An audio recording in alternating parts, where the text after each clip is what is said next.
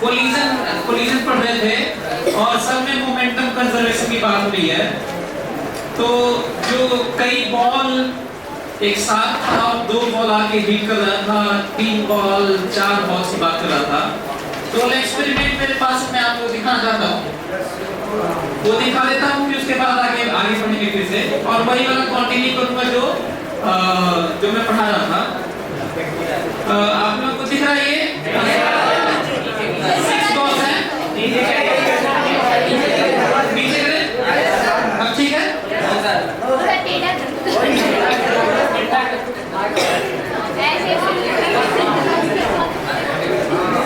इसमें 6 बॉल्स हैं और यदि एक बॉल में सबका मास सेम है और स्टील के बॉल से इसकी परफेक्टली इलास्टिक कोलिजन है, इसका स्टिफनेस बहुत ज्यादा है, बस यही होता है, पर होता वो इलास्टिक ही है। लगता नहीं होगा क्योंकि सेंस हम लोग के दिमाग में इलास्टिक का मतलब रबर ही होता है, तो ऐसा नहीं होता कि इलास्टिसिटी का मतलब रबर होता है। तो एक बॉल को मैं जब उठा के ऐसे छोड़ूंगा तो जाके हिट करेगा, तो क्योंकि जिसको हिट करेगा उसका मास सेम होगा और रेस्ट में होगा, तो वेलोसिटी का चेंज हो जाएगा। अपनी वेलोसिटी उसको दे के अपने रेस्ट में हो जाएगा, वो उसको दे के रेस्ट में हो जाएगा, वो उसको दे के रेस्ट में हो जाएगा। एक वेव डिस्टरबेंस प्रोपोगेट होगा इसी तरह का, जो लास्ट में अचानक फ्रैक्शन ऑफ सेकंड में सारी कोलिजन होगी। इधर से कितने बॉल निकलेगा? 1 और 2 उठा के छोड़ूंगा तो 3 उठा के छोड़ूंगा तो 3, यही होगा ना। और बैक टू बैक कोलिजन होंगे, यदि 2 होंगे तो 1 होगा तब तो एक ही ट्रांसफर होगा। तो तैयार हैं आप? Yes sir. देने के लिए? Yes sir. पहले क्या रखिए? Yes sir. पलक झपकना नहीं किया आपका? Yes sir.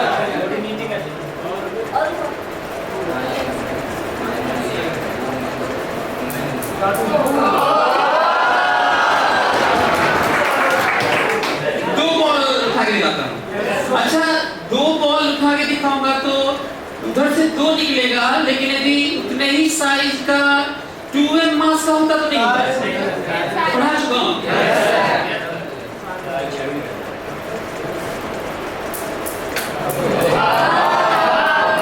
क्लियर? 3 बॉल उठा के दिखाऊंगा, 3 बॉल उठा के करूंगा तो वो 2 बॉल चलेगा, साथ में 3 में से भी एक चलेगा, क्योंकि चलना तो 3 ही है ना, बैक टू बैक वो हिट करेगा।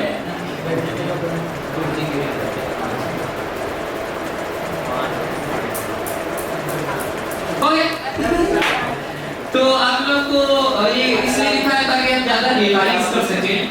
पिछले क्लास में मैं आप लोगों को पढ़ा था कि जब 2 बॉडी का सिस्टम लेते हैं तो आपस में इंटरेक्शन होता है।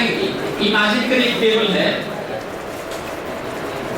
और उस पे एक मास रखा हुआ है और रस्सी से बंधा हुआ एक और मास है, सरफेस स्मूथ है। एक को हिट कर दीजिए, बड़ा अजीब सा मोशन होगा, लेकिन सेंटर ऑफ मास का जो वेलोसिटी शुरू में होगा जो देंगे वो बदलने वाला नहीं है। फिर सुनो, ये टेबल है, स्मूथ टेबल है, लंबा टेबल है, बहुत दूर तक है, सरफेस है, स्मूथ है। एक बॉल यहाँ पे और रस्सी से बांध कर एक बॉल यहाँ पे है।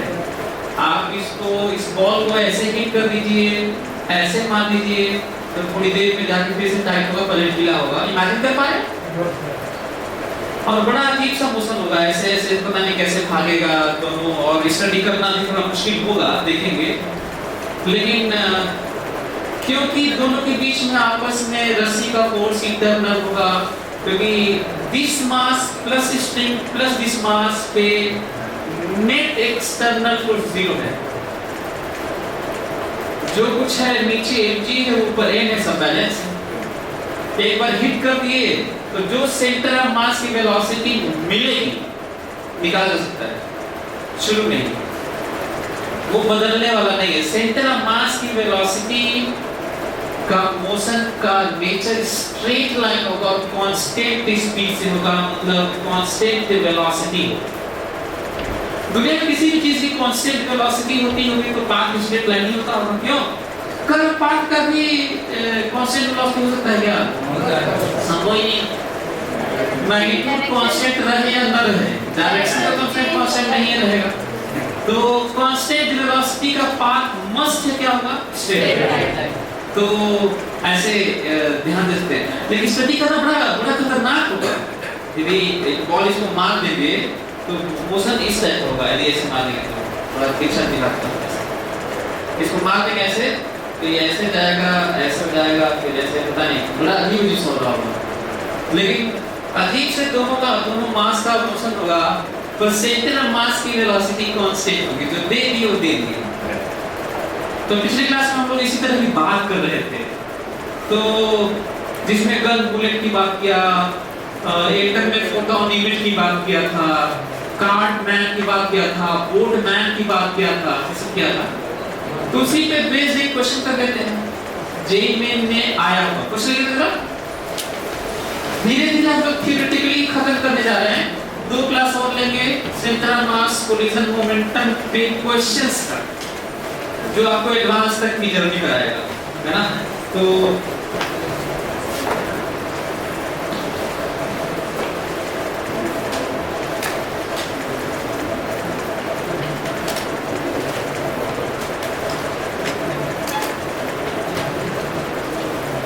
radius r,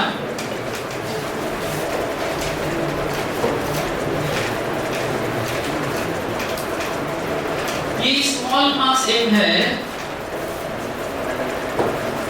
कैपिटल M है, और नीचे वाला सरफेस स्मूथ है।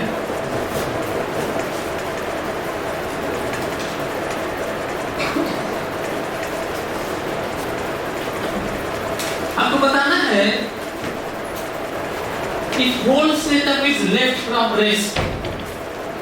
So in figure, if whole setup is left from rest, shown in figure, if whole setup is left from rest, if whole setup is left from rest, shown in figure, then find displacement of capital M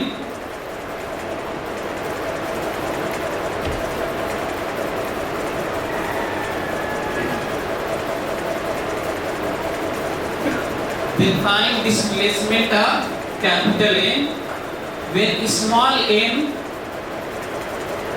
reaches to other end of the semicircular path.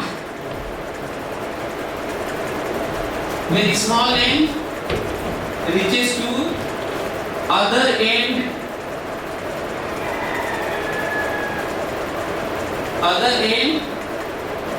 of semi-circular path with respect to capital M. वैसे नहीं लिखा था तो bye default हम लोग with respect to capital M ही लेते, मैं जानबूझ के लिखवा दिया, और आपको डरना नहीं चाहिए, क्योंकि सच तो यही है कि स्मॉल m का पाथ सेमी सर्कुलर नहीं होगा, ये कैपिटल M के रिस्पेक्ट में सेमी सर्कुलर होगा। क्यों सेमी सर्कुलर नहीं होगा? क्योंकि जब ये इधर जाएगा तो वो भी तो जाएगा, ये जाएगा इधर तो वो जाएगा इधर, इमेजिन कर पा रहे? तो सेमी सर्कुलर तो नहीं होगा, लेकिन कैपिटल M के रिस्पेक्ट में तो सेमी सर्कुलर होगा, तो इसलिए लिखवा दिया, नहीं लिखवा था तो भी ठीक ही था। जल्दी से करिए। अच्छा ऐड करो थोड़ा सा और, तो also find maximum speed of each mass, also find maximum speed of each mass and maximum displacement of center of mass.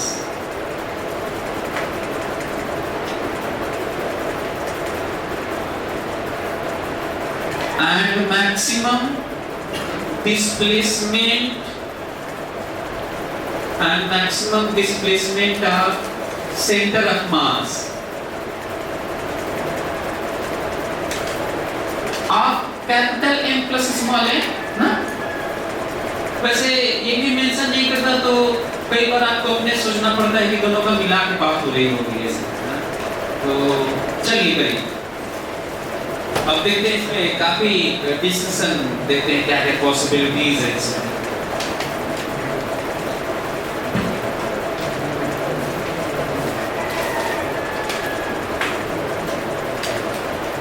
ये भी स्मूथ है,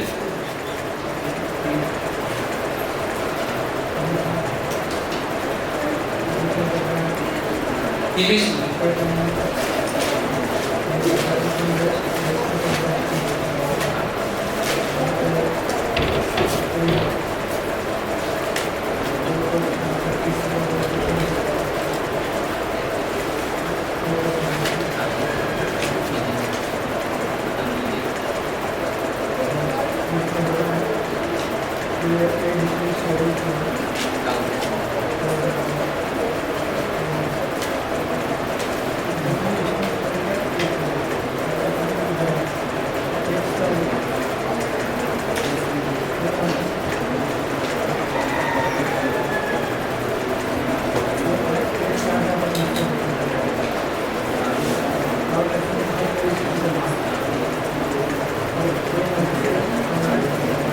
पहले फिजिक्स में ये आता है, पहले हमें समझना होता है कि हो क्या रहा है। देखो तो रेस्ट से छोड़े हैं और डिटेल ये हो सकता है कि कैपिटल एम रेस्ट में है, स्मॉल एम को पोजीशन ए से छोड़ा गया है, पोजीशन बी पर पहुंचेगा तो कैपिटल एम का कितना डिस्प्लेसमेंट होगा, ऐसे कुछ बहुत लंबा लिखा जा सकता है। नहीं, जब कोई क्वेश्चन लंबा लिखा है तो घबराना नहीं चाहिए, वो जो आप पढ़े रहते हैं लगता वही है, उसको और क्लैरिटी के लिए मतलब साफ साफ क्वेश्चन हो जाए उसके लिए एडवांस में खासकर लंबा होता है, बाकी तो जेईई में थोड़ा उसका कम ही लिखा हो। तो ये छोड़ेंगे तो क्या होगा वो देखिए ना, ये छोड़ेंगे तो फिलहाल तो जी से एक्सेलरेट करेगा, शुरू में सही में जी ही होगा। कैसे मालूम शुरू में जी होगा?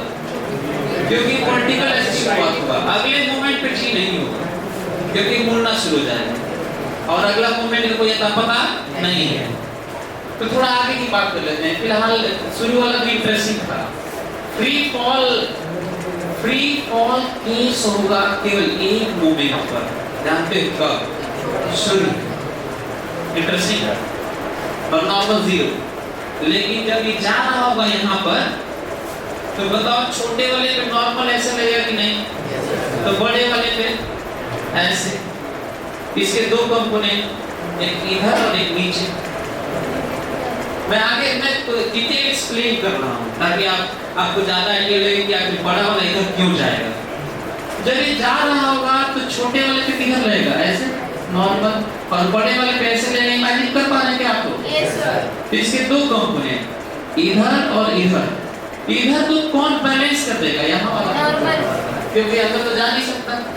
लेकिन इधर को बैलेंस करने वाला कोई नहीं है क्योंकि अभी फिलहाल सिस्टम क्या है? कैपिटल है।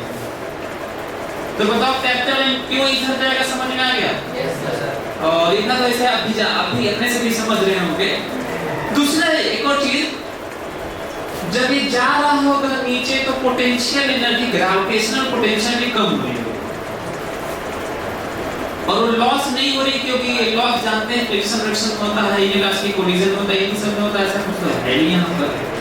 तो जो पोटेंशियल एनर्जी कम हो रही होगी काइनेटिक एनर्जी में कन्वर्ट हो रही होगी और दोनों की काइनेटिक एनर्जी में जाती है।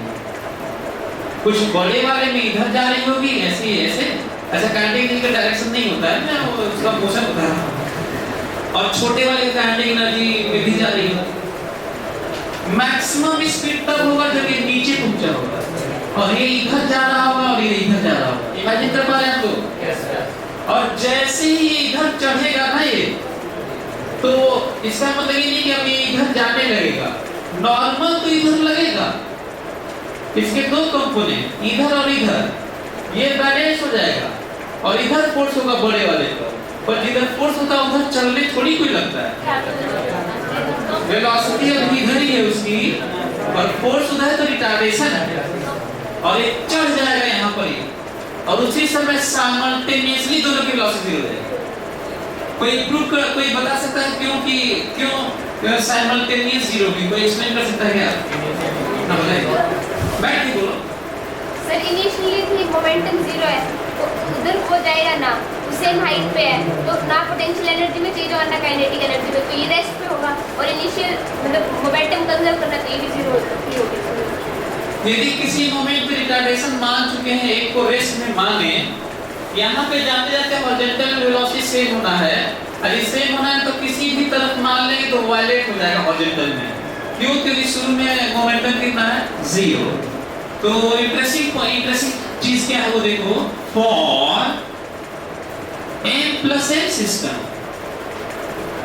ये बहुत इंपॉर्टेंट है। और देखना मैं पूछता हूं, आप लोग जवाब दीजिएगा ना। मैं क्वेश्चन पूछता हूं, आप लोग पार्टिसिपेट करिए जो पूछता हूं। फॉर दिस सिस्टम वर्टिकल में मोमेंटम कंजर्व है, बताइए सही है कि नहीं? हाँ? नहीं है, वर्टिकल मोमेंटम कंजर्व नहीं है। क्यों? क्योंकि वर्टिकल में नेट फोर्स है। क्यों नेट फोर्स है? क्यों? ऐसा नहीं है कि जितना नीचे है उतना ऊपर है, क्या दिक्कत है? कोई प्रूव कर सकता है कि यदि मैं ये कह दूं कि जितना इस पे नीचे है उतना ही ऊपर इस सिस्टम पर, तो आपको क्या दिक्कत है? नहीं तो वही बोलो ना, जो mg g नहीं होता है, mg होता है। तो जो mg लग रहा है वही इसको ये बैलेंस कर रहा है ना यहाँ पे, क्या दिक्कत है? बैलेंस नहीं कैसे प्रूव करोगे? मैं करोगे बैलेंस होगा तो क्या करोगे?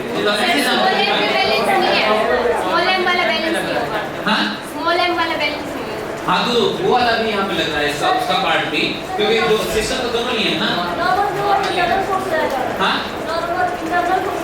नॉर्मल इंटरनल ही है, ये वाला सरफेस वाला एक्सटर्नल, इनका आपने इंटरनल ठीक, इन दोनों में नहीं लगा ये वाला। चलिए मैं बता रहा हूँ प्रॉब्लम कहाँ पे आ रही है। ये आ रही है कि वर्टिकल में इस सिस्टम के सेंटर ऑफ मास की वेलोसिटी 0 है, क्योंकि शुरू में दोनों का ही 0 था, और हॉरिजॉन्टल में भी 0 है क्योंकि दोनों का 0 था। ये इस सिस्टम का दोनों मिलाकर हॉरिजॉन्टल में भी 0 था और वर्टिकल में भी 0 था, मतलब चल नहीं रहा था, किसी भी डायरेक्शन में 0 था, हालांकि मैं वर्टिकल हॉरिजॉन्टल ले रहा हूँ।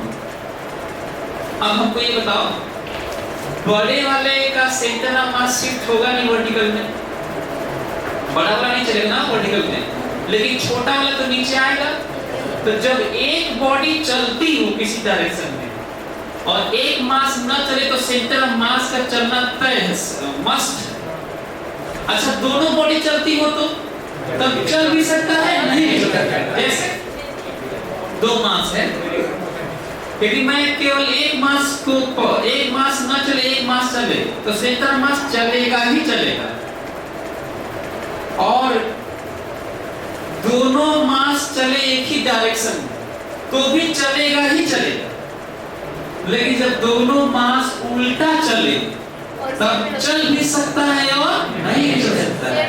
नहीं चलने का केस तब होगा जब m1 v1 बराबर m2 पढ़ाया। तो जब दोनों मास एक तरफ चलेगा तो मस्ट है सेंटर मास चलेगा, दोनों में से एक नहीं चलेगा एक चलेगा तो मस्त है कि सेंटर ऑफ मास चलेगा। लेकिन जब दोनों बॉडी उल्टा चलेगा तो एक इधर एक ऊपर एक नीचे ऐसे, तो सेंटर ऑफ मास चल भी सकता है और नहीं चल सकता, क्योंकि न चलने का केस m1 v1 बराबर तब नहीं चलेगा। ऐसे थोड़ी कुछ भी होगा तो नहीं चलेगा। पता चला कि मैं कह दिया कि m1 इधर चल रहा है और m2 इधर आ रहा है, बताइए सेंटर ऑफ मास चल रहा है कि नहीं चल रहा है? तो इसका आंसर है कुछ कह नहीं सकते। अब कहूँगा m1 इधर चल रहा है m2 इधर चल रहा है तो मस्त सेंटर ऑफ मास इधर चल रहा है, मस्त। अच्छा m1 रुका, m2 रुका हुआ है, m1 इधर चल रहा है तो मस्त है सेंटर ऑफ मास इधर चल रहा है। समझ में आ रहा है आपको? तो आइए फिर यहाँ ये देखिए, बड़ा वाला मास इधर उधर करेगा ऊपर नीचे तो नहीं चलेगा, लेकिन छोटा वाला मास वर्टिकल में चलेगा। तो बताओ एक मास वर्टिकल में नीचे जा रहा है और दूसरा मास जा नहीं रहा, तो सेंटर मास नीचे तो गया ही होगा, बोलो। और सेंटर ऑफ मास नीचे गया होगा तो सेंटर ऑफ मास की वेलोसिटी जरूर आई होगी, तभी गया होगा। बिना वेलोसिटी कोई चला है तो सेंटर ऑफ मास वर्टिकल में जरूर चला होगा, और सेंटर ऑफ मास वर्टिकल में जरूर चला होगा तो सेंटर ऑफ मास की वेलोसिटी जरूर आई होगी वर्टिकल में, और सेंटर ऑफ मास की जरूर वेलोसिटी आई होगी तो जरूर एक्सेलरेशन से आया होगा, क्योंकि शुरू में तो जीरो था वेलोसिटी। इसका मतलब अभी जो छोड़े थे ना कुछ देर तक कुछ दूरी तक, ये जो m प्लस mg था, सिस्टम दोनों लिए हैं, जो m प्लस mg था वो ज्यादा था किससे, यहाँ m से। क्यों इसको ज्यादा कर रहा हूँ, क्योंकि हमें नीचे की तरफ वेलोसिटी लाना था सेंटर ऑफ मास, क्योंकि नीचे चलाना था, क्योंकि शिफ्ट होना था ना, समझ में आ रहा है? Yes sir. तो ये रहा किसकी बात, वर्टिकल की। लेकिन हॉरिजॉन्टल में सच ये है कि कोई फोर्स नहीं है। वर्टिकल में तो था भी, यदि मैं कहूं कि वर्टिकल में फोर्सेस हैं कि नहीं तो आप कहेंगे है। कौन सा, m प्लस mg नीचे और नॉर्मल ऊपर। तो जो कुछ इस सिस्टम पर फोर्सेस हैं सब किसमें है, वर्टिकल में। अच्छा जब ये जा रहा होगा ऐसे तो ये जो नॉर्मल लग रहा होगा वो वापस वाला लेना ही नहीं, ध्यान रखना। क्योंकि प्रॉब्लम किस बात की आ रही है, कभी कह रहा हूं कैपिटल M देखो, कभी कह रहा हूं स्मॉल m देखो, कभी कह रहा हूं दोनों देखो, और जब तक आप ऐसे देखना नहीं आएगा फिजिक्स आएगी नहीं आप। तो इसीलिए NLM से शुरुआत हुई है सिस्टम मानने की।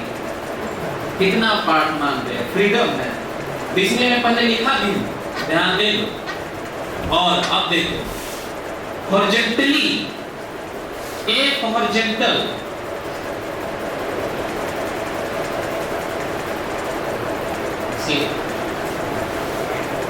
इसके लिए अच्छा कहूंगा कैपिटल M पर एक हॉरिजॉन्टल जीरो नहीं है, स्मॉल m पे जीरो नहीं है, लेकिन दोनों मिला के देखो तो जीरो है। कैपिटल M तो सिस्टम माने तो जीरो क्यों नहीं होता, जब ऐसे जा रहा होगा तो कैपिटल M पे ऐसे लग रहा होगा, नॉर्मल लगेगा, तो उसमें दो कंपोनेंट में ऐसे तो कहां से जीरो हो जाएगा हॉरिजॉन्टल में। लेकिन दोनों लोग तो जीरो क्यों हो जाएगा, क्योंकि वो इंटरनल है। और सारा फोर्स जोड़ना होगा तो कहोगे कि भाई सिस्टम पर ये वाला भी लग रहा है और सिस्टम पर ये वाला भी लग रहा है, भाई सिस्टम पर सारा फोर्स जोड़ना होता है ना। तो मैं बता रहा हूँ कि इंटरनल जीरो क्यों होता है, तो जब सिस्टम पर नेट लोगे तो ये वाला उसमें लोगे कि नहीं, और ये वाला भी लोगे कि नहीं, तो दोनों में जोड़ोगे तो कितना हो जाएगा, जीरो, इसलिए इंटरनल जीरो होता है। लेकिन केवल बड़ा वाला लोगे तो केवल ये वाला लोगे, ये वाला नहीं लोगे। क्यों नहीं लोगे, क्योंकि ये वाला तो छोटे वाले में लग रहा था, उसको तो लेना नहीं है। Got it? Yes sir. समझ में आ रहा है कि इंटरनल कभी जीरो होता है कभी नहीं होता है, हैं? एक्सेलरेशन तो हमेशा ही होते हैं, इंटरनल कभी जीरो होता है कभी नहीं होता है, स्पीड इंटरनल हमेशा ही जीरो होता है, लेकिन लेना होता है दोनों को। पर ये ज्यादा अच्छा है, इंटरनल गलत बोल गया, ज्यादा अच्छा ये है कि एक्शन रिएक्शन हमेशा होता है, और कभी जीरो होता है कभी नहीं होता। कब जीरो होता है कब नहीं होता है, जब दोनों को सिस्टम के हिस्सा में लेना होता है, दोनों को मानना होता है तो जीरो होता होगा, और जो दोनों में नहीं उसमें से एक बॉडी को मानना होता है, जबकि एक्शन रिएक्शन तो दो के बीच की बात होती है, और तब वो एक्सटर्नल भी हो जाएगा, तब एक्सटर्नल हो जाता है। तो ये है, सही है। अच्छा इसके लिए आप कहिए तो इधर ही शिफ्टेड मान लें, चाहे आप कहिए तो जो हो रहा है वही वाला मान लें, आपके ऊपर है, जो हो रहा है वही मान लें। चलिए जो हो रहा है वही मान लें।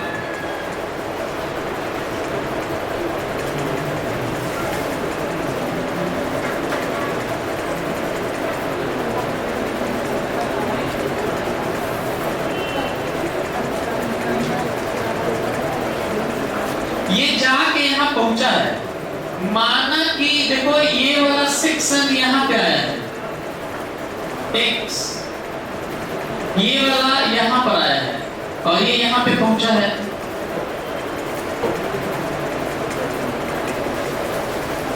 और दोनों के अचानक वेलोसिटी जीरो हो गई। ये शिफ्ट समझ में आ रहा है क्या आपको? बड़ा वाला इधर आया है, छोटा वाला उधर गया है, और टॉप पे पहुंचते ही दोनों साइमल्टेनियस जीरो थे। हॉरिजॉन्टल की बात हो रही है, इसलिए कौन सा यूज करो, m1 x1 plus m2 x2 बराबर 0 ना। डेल्टा डेल्टा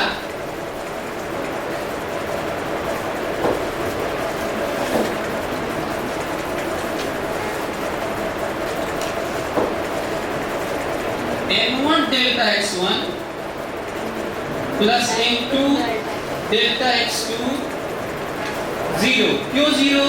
क्योंकि UCM 0 एंड हॉरिजॉन्टल की बात है।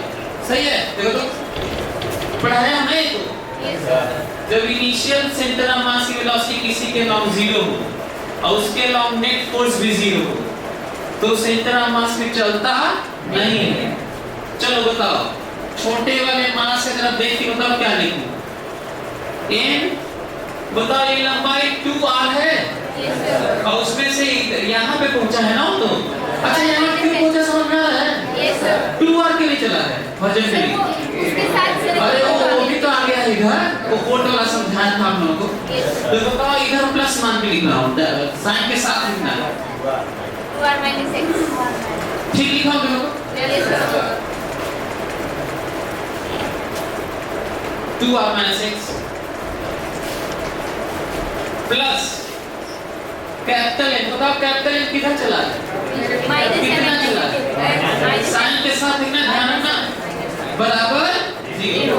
बस इतना लिखना था आंसर, और वही आया जो हम लोग पढ़ते रहे।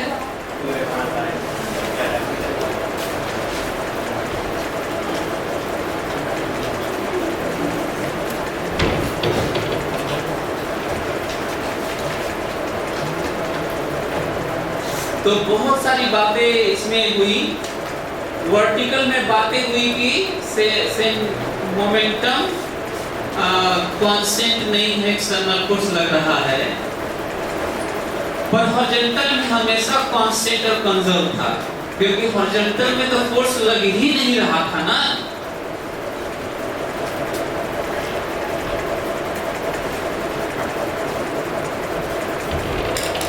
मोशन देखिए, मोशन देखिए, मोशन देखिए कैसा मोशन होने वाला है धीरे धीरे। ये वाला इमेजिन करो कि ये रिप्रेजेंट कर रहा है मेरा हाथ बड़े वाले मास को ना, सही है, और ये छोटा वाला मास है। मोशन देखिएगा,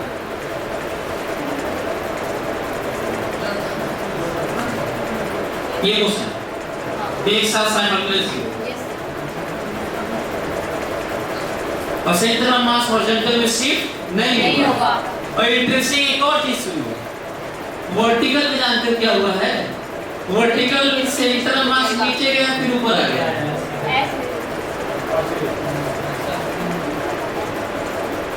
सेंटर ऑफ मास पहले हॉरिजॉन्टल में तो शिफ्ट ही नहीं हुआ, और वर्टिकल में शिफ्ट भी हुआ है तो नीचे जाके फिर ऊपर आ गया, और वही पहुंच रहे हैं जहां था। वर्टिकल में क्यों वही पहुंच गया जहां था? क्योंकि छोटा वाला ब्लॉक उसी हाइट पर है, बड़ा वाला ब्लॉक तो ऐसे भी नहीं चला था, तो वर्टिकल में फिर वही रह गया, तो ऐसे चला ऐसे ना। तो क्या कह रहे आप लोग? कितना आया?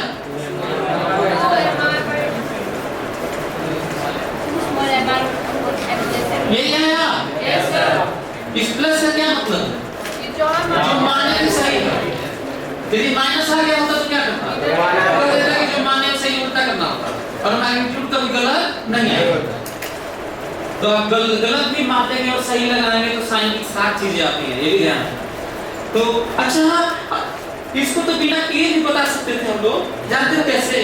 कहते थे कि बड़े वाले के रिस्पेक्ट में छोटा वाला 2r चला है, और जब रिस्पेक्ट होता है तो नीचे सब होता है, और ऊपर वाले छोटे वाले मास का जो डिस्प्लेसमेंट होता है, याद करो मैंने बताया था।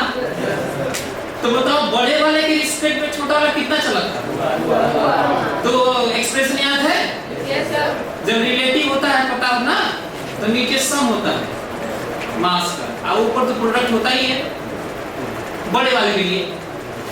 अब सभी लोग जल्दी से फटाक से हमको बताएंगे मैक्सिमम स्पीड कितनी है, जल्दी सभी लोग बताएं। देखिए जरा क्वेश्चन कैसा था, देखिए तो सबसे ज्यादा स्पीड कब होगी?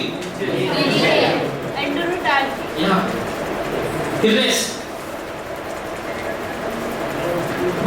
जल्दी come on.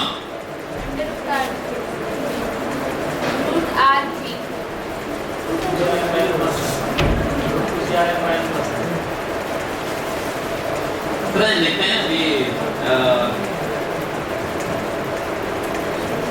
2GR by plus ऊपर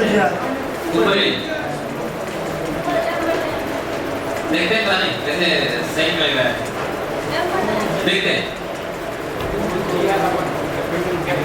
आप लोग। अच्छा हाँ, तो आप लोगों के पास कितने ब्रह्मास्त्र हो गए? 3 ना? तो कौन कौन सा है? एक बराबर NA एनर्जी कंजर्वेशन और मोमेंटम कंजर्वेशन। आप लोग को शिकायत होगी ना कि सर आप बताते हैं तो समझ में आता, अपने से सोच नहीं पाते कोई नया क्वेश्चन, तो इससे ज्यादा लगा के क्या दोगे? तो करते हैं, चलिए सभी लोग देखें।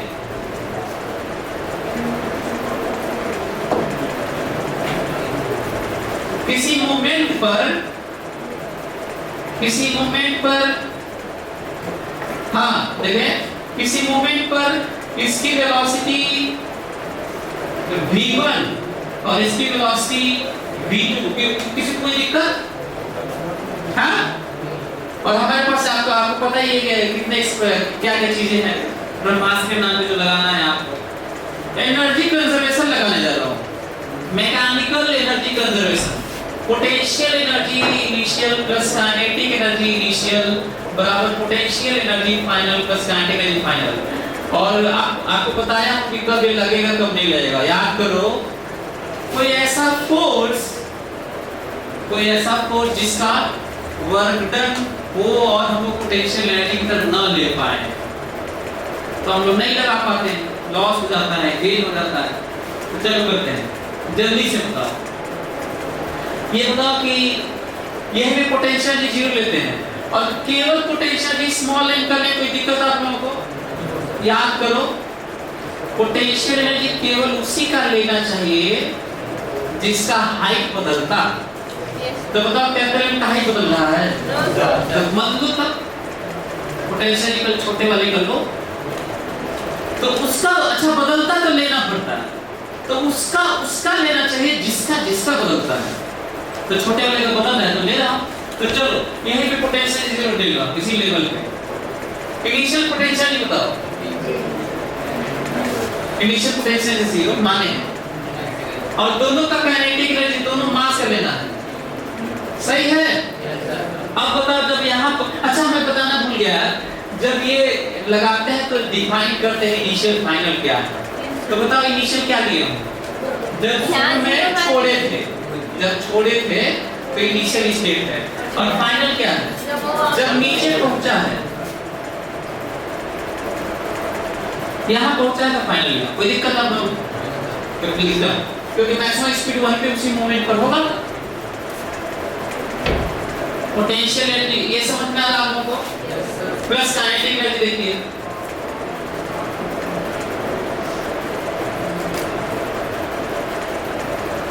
ये समझ में आ रहा है आप लोगों को? इंटरेस्टिंग, सब एडवांस पे चल रहा है अभी सब।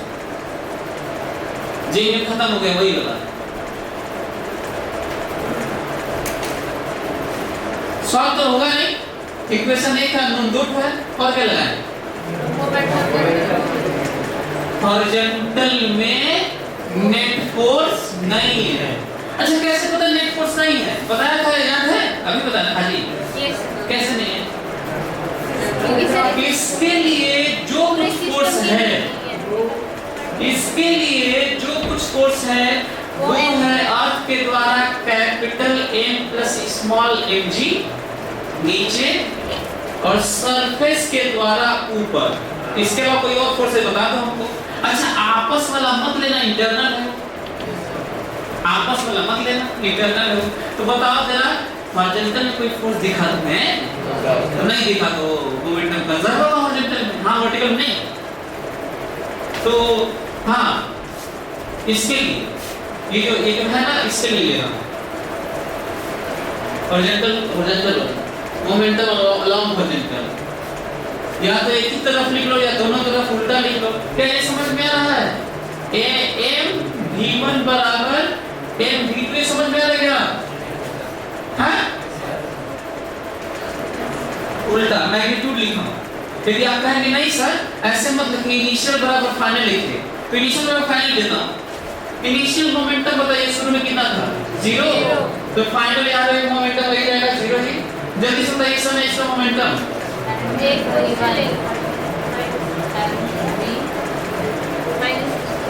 एक ही बात है, मोमेंटम तो भी एक ही बात है।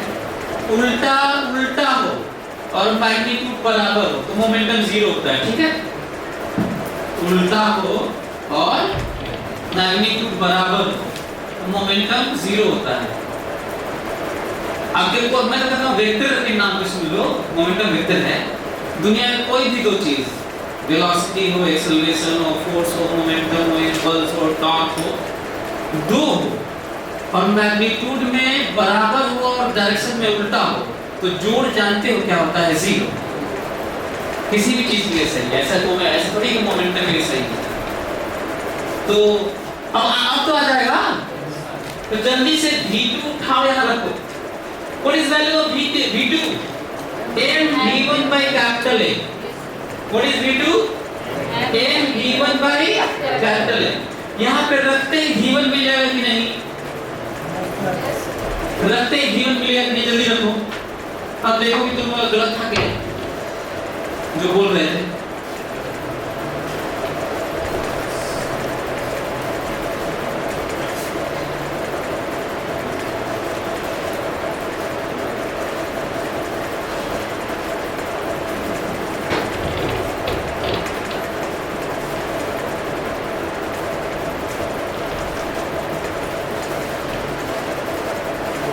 और जल्दी सॉल्व करके बताओ कितना लिखूं।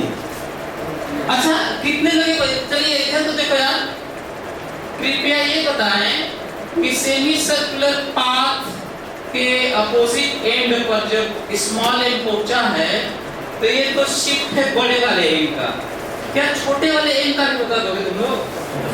जल्दी से बताओ कितने लोग क्या पेंसिल बता देंगे? आंसर है 2 capital M divided by M. ये किसका शिफ्ट है?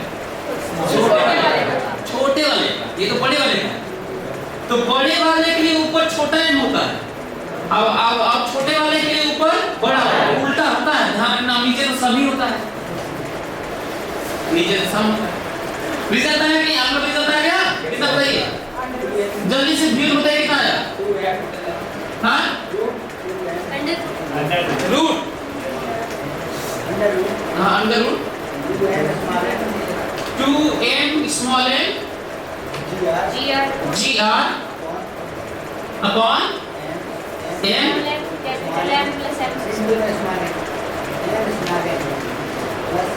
small m का। याद है? Yes sir. बढ़िया क्वेश्चन, सभी लोग लिख लीजिए। स्मॉल एम कैंसिल हो रहा है क्या? स्मॉल एम कैंसिल हो रहा है तो फिर राइट है।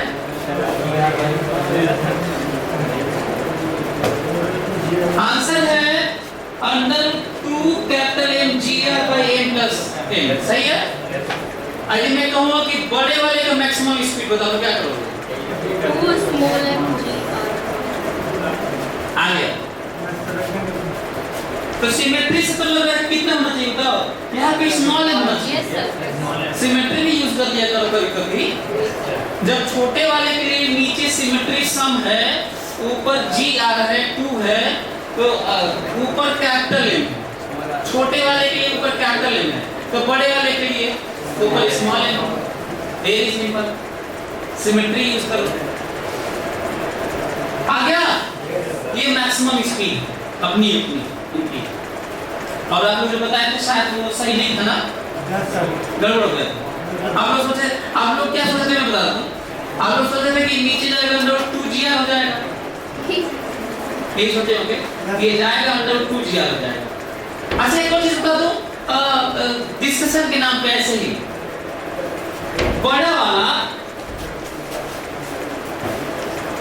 बड़े वाले को पे पकड़ लूं, चलने न दूं, तो भी छोटा वाला जाएगा, वहां जाएगा, आएगा, यही होगा। पकड़ा रहो तो भी, और छोड़ दो तो भी यही होगा। बस अंतर इतना होगा कि जब बड़ा वाला पकड़ा रहूंगा ना, तो बड़ा वाला नहीं चलेगा, जाएगा वहां से वैसे लौटेगा, ऐसे सेमी रीली में सेमी सर्कुलर होगा उसका। लेकिन बड़े वाले को छोड़ दूंगा ना, तो ऐसे ऐसे बड़े वाले को पकड़ा रहूंगा, तो छोटे वाले की मैक्सिमम स्पीड अंडर 2g होगी।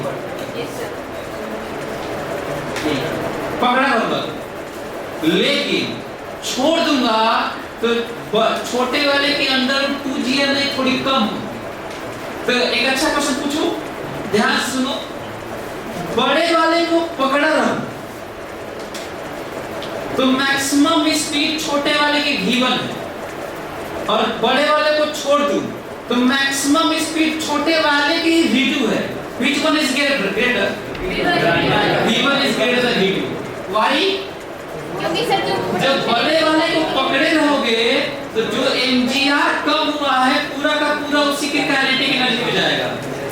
लेकिन जब छोड़ दोगे बड़े वाले को ना, तो जब mgr तो कम होगा पर पूरा छोटे वाले में नहीं जाएगा, कुछ बड़े वाले में जाएगा, छोटे वाले में। अच्छा क्वेश्चन है, बढ़िया क्वेश्चन। आसान नहीं था इनइक्वालिटी निकाल के से देखना आसान थोड़ी होगा, और वो भी निकाल के देखना। अब फिलहाल तो ऐसी सोच के बता दिए। चलिए जल्दी से हमको बताइए, इसका रिजल्ट बताइए तो आपको जरा देखता हूँ, बता पाते हैं इसका रिजल्ट बताइए। हाँ जो मैं लिख रहा हूँ, ये फोटो पहले देख लीजिए, इसको मैं x कर रहा हूँ, इसको y। कहीं एग्जाम में क्वेश्चन में ये लिखा रहेगा, इस फोटो बना के घबराना मत ना, जो मोशन हो रहा है उसके लिए। हाँ बताइए क्या लिख, कितना है वैल्यू बताइए, n प्लस n के लिए डेल्टा x सेम समझते हो, x ये है मतलब हॉरिजॉन्टल, हॉरिजॉन्टल में सेंटर ऑफ मास का चेंज बताओ पोजीशन का। इसका आंसर 0 है। कुल गोबर कर देते हो, पढ़ा इतना कुल एक्सप्लेन कर दिया तो भी इसका आंसर नहीं आ रहा तुम लोगों को। पढ़ा तो था अभी, देखना कितना लोग ये बता पाते हैं।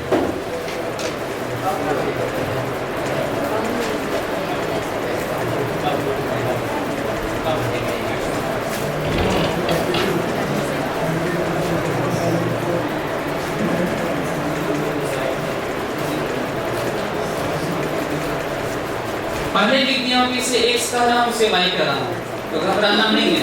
x मतलब हॉरिजॉन्टल डायरेक्शन, y मतलब वर्टिकल डायरेक्शन, ठीक है। बताइए नीचे की तरफ बता देता हूं, साइन पार्ट में लगा दूंगा। ये जो फार्मूला है ना, इसका भी फार्मूला वैसे ही है जैसे इसका फार्मूला है, m1 delta y1 plus m2 delta y2 divided by m1 plus m2, ठीक है। ये कोई नया फार्मूला नहीं, जनरल फार्मूला, ध्यान रखना जनरल फार्मूला है। आंसर सीधा लिखने जा रहा हूं, ये देखो आंसर है। छोटा वाला जब यहाँ पे गया होगा -r, so n delta y1 is -r। यदि मैग्नीट्यूड लिखना होता तो r लिख लेते, नीचे की तरफ कह देते कि नीचे की सेंटर ऑफ मास नीचे की तरफ गया है, plus capital N into 0 divided by n plus n, यही आंसर है, ठीक है। और ये भी अच्छा क्वेश्चन है, किताबों में हुआ या ना ये और बात, लेकिन बहुत ही अच्छा क्वेश्चन है। आंसर है -mr divided by n plus n. This is maximum shift of center of mass in vertical direction. अब फिर क्या होगा? अच्छा ये कब मैक्सिमम शिफ्ट हुआ होगा? जब छोटा वाला यहाँ पे, और जैसे ही चढ़ा हुआ तो जानते हो क्या हुआ होगा? सेंट्रल मास से गया था वैसे ही आ जाएगा, और जहाँ था वही है। अच्छा सोचने में लगने लगे है ये वो फोटो में दिखा, क्या क्या होता है? फोटो देखो, इसका बड़े वाले का सेंट्रल मास इमेजिन करो कि यहाँ पे है ना, और छोटे वाले का यहाँ पे, तो कुल मिला के इन दोनों का मिला के सेंट्रल मास कुछ यहाँ पे होगा लगभग, ठीक है। जब ये वाला यहाँ पहुंचा होगा यहाँ पर, और ये वाला यहाँ पे खिसका होगा, तो ये यहाँ पे यहाँ से नीचे आया होगा यहाँ, ये ऐसे है। जब ये नीचे पहुंचा होगा तो ये नीचे गया होगा थोड़ा सा, और जब ये ऊपर चढ़ा होगा तो यहाँ पे ये क्या हो गया होगा? ऊपर चढ़ गया ये नहीं। अब जब ये यहाँ पे पहुंचा हुआ दिखा देता हूँ आपको कि फिर कैसे ये नीचे समझ में आ रहा है। और जब यहाँ पे ये स्थिति बनी होगी ना, तो जब ये यहाँ पहुंचा होगा तो इसका सेंट्रल मास यहाँ पे होगा, तो बड़े वाले का सेंट्रल मास यहाँ पर और छोटे वाले का यहाँ पर, अब फिर देखो वहीं पर है, देखो दिख रहा है क्या आपको? तो गया तो था, फिर चढ़ के वहीं चला गया, तो वही है देखो। जब यहाँ पर था बड़े वाले का यहाँ पर था, तो सेंट्रल मास यहाँ पर था। जब छोटा वाला यहाँ पहुंच गया, बड़ा वाला इधर आ गया, तो भी सेंट्रल मास वहीं था। ये इंटरेस्टिंग। मैं तो पार्टिकल लेके बताया हूँ, जो जी मेन में आया था ना, देखता हूँ वो तुम लोग कर पाते कि नहीं। Repeat previous question for following case, जल्दी repeat previous question for following case. देखता हूँ कि आप लोग इसके बाद वो वाला अप्लाई कर पाते हैं कि नहीं।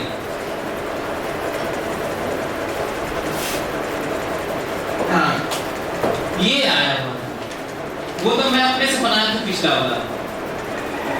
Small m, this is radius capital R and this is small r. Capital M is smooth. Repeat previous question for this case. ये आया हुआ, इतने सब्जेक्ट में आया था कि याद नहीं आता। चलो चलिए बताइए।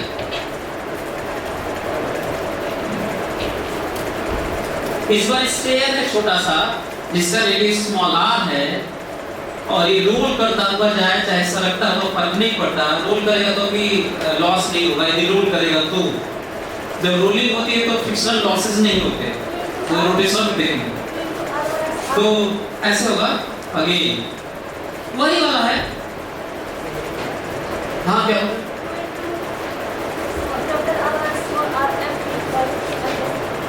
सही है, जल्दी करिए बाकी।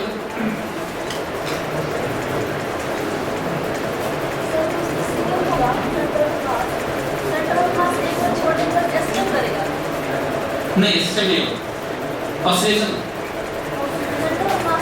सेंट्रल मास है। पेसिस्टेंट के लिए बहुत ही खतरनाक कंडीशन है, जो आसानी से नहीं होता। Proportional to restoring force, proportional तो क्या होना चाहिए? डिस्प्लेसमेंट होना चाहिए। Restoring force acceleration proportional to X होना चाहिए, तो इतनी आसानी से नहीं होता है। तो क्या आप लोग बता नहीं पाएगा? मैं तो डायरेक्ट आंसर लिख दूंगा, देखिए कैसे। इसको रोक लो, बताओ इसके रिस्पेक्ट में जो रेडियस है, तो ये यहाँ से यहाँ पहुंचेगा, तो 2r minus 2 small r।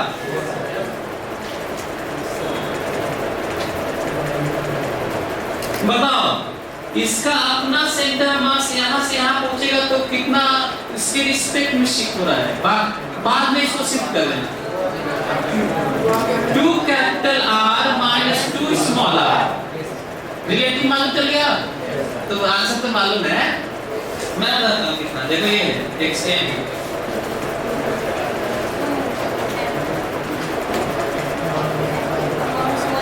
समझ में आ रहा है तुम लोगों को आंसर? डायरेक्ट रिलेटिव मालूम है तो नीचे सम होता है, ऊपर में रिलेटिव वाला शिफ्ट होता है, ऊपर में रिलेटिव वाला शिफ्ट होता है।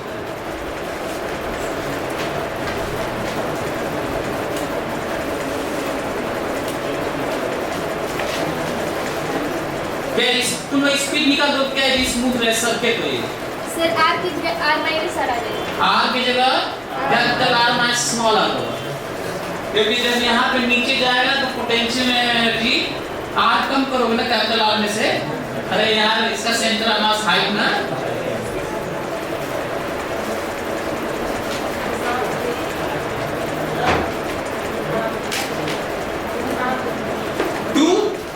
टू कहां से आया, ये देखो यहां से लेकर यहां तक कितना दूरी है, 2 कैपिटल आर, और उसमें से ये भी कम है और यहां से ये भी कम है, क्योंकि सेंटर ऑफ मास का अपना से शिफ्ट देखना है ना, अपना सेंटर ऑफ मास का शिफ्ट देखना होता है, जो फार्मूला बताया हम आपको। तो बताओ centre of mass to centre of mass अपना कितना शिफ्ट हुआ, 2 कैपिटल आर में से ये भी कम हुआ आर स्मॉल आर, और यहां भी कम हुआ, तो कितना कम हो गया 2 आर ना।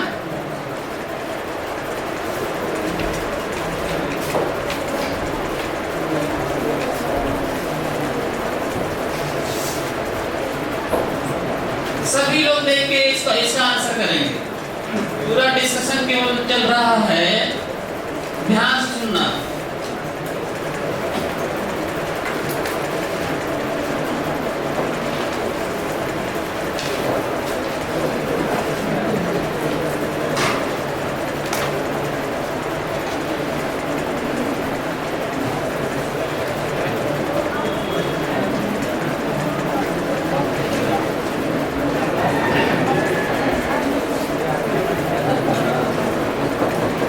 सरफेस स्मूथ है, सरफेस स्मूथ है, ये टूट गया ना, ये स्प्रिंग है, स्मॉल एंड हैंगिंग है, कैपिटल कार का है, व्हीकल का है, ये टूट गया, तो यदि ये प्लेन होता ना तो ये उछलता रहता, लेकिन ये थोड़ा रफ था ना, ऐसे था, तो ये इसमें लुढ़क के इसमें टपकते इसमें आ सकता है, गड्ढे में इसमें, बोलो यस सर। यदि ये डिस्टेंस x है और फाइनली जाके उसी में रुक गया है ना, और मैटर ही नहीं करता कि इलास्टिक कोलिजन है कि फिर कुछ नहीं, बल्कि इन पार्शियली इलास्टिक होता कि जाके रुका भी होने तो उछलता रहता। लिखो शोन इन फिगर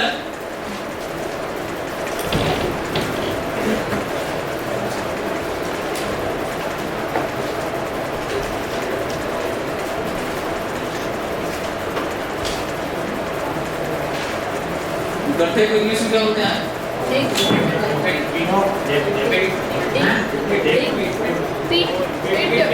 पीट बोलते हैं, PIT गड्ढा लिखा है। अरे हम लोग इंडिया का गड्ढा तो अलग से गड्ढा होता होगा ना, हम लोग कहते हैं कि हम लोग के यहाँ जो रोड पे गड्ढे होते हैं तो देखे भी नहीं होंगे सर, तो अब इस गड्ढे को क्या कुछ तो कह नहीं पाते होंगे सर, तो जो चीजें दूसरे वाले नहीं कह पाते होंगे वो ऐसे इट इज होता है। तो लिखो question, as shown in figure find displacement of capital M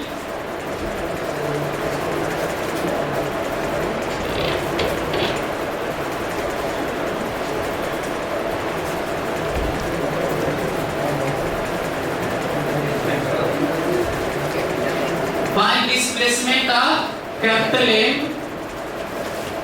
when small m is fallen into गड्ढा, small m is fallen in गड्ढा, finally after breaking the string,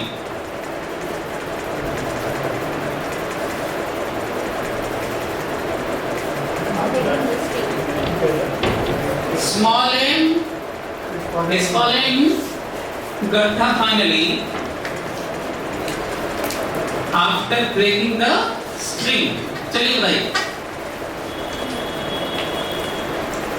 by default क्या मानना है, शुरू में पूरा सेटअप इसमें था रेस्ट ना, वैसे ही लिखवा भी सकता था, नहीं कई बार आपको अपने से कई चीजें माननी होती है। जल्दी बताइए कोई बता पाएगा इसका आंसर?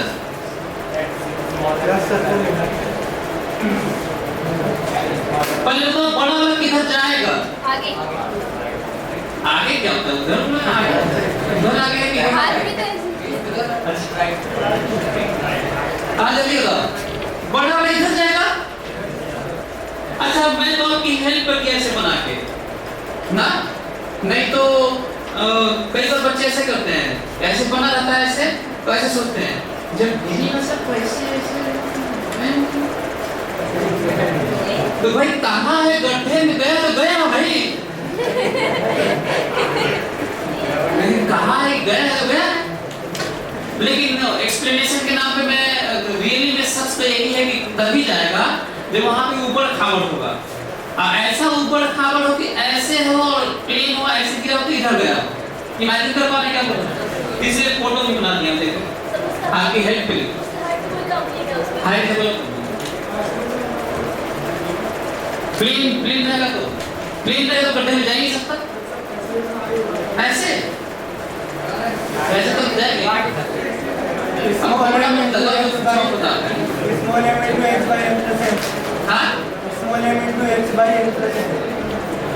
फिर से वही आंसर है जो पढ़ते आए। आंसर ये है, फिर से देखो ऐसे निकले थोड़ा आसान हो जाएगा। हाँ ध्यान रखना, fy 0 नहीं है, fx 0 है और fx 0 है और UCM 0 है, तो जरूर डेल्टा XCM क्या होना चाहिए? 0। मतलब m1 delta x1 plus m2 delta x2 बराबर क्या होना चाहिए? 0। छोटे वाले का क्या लिखें? छोटे वाले का अगर इसका y मानेंगे तो इसका y मानेंगे तब बताओ।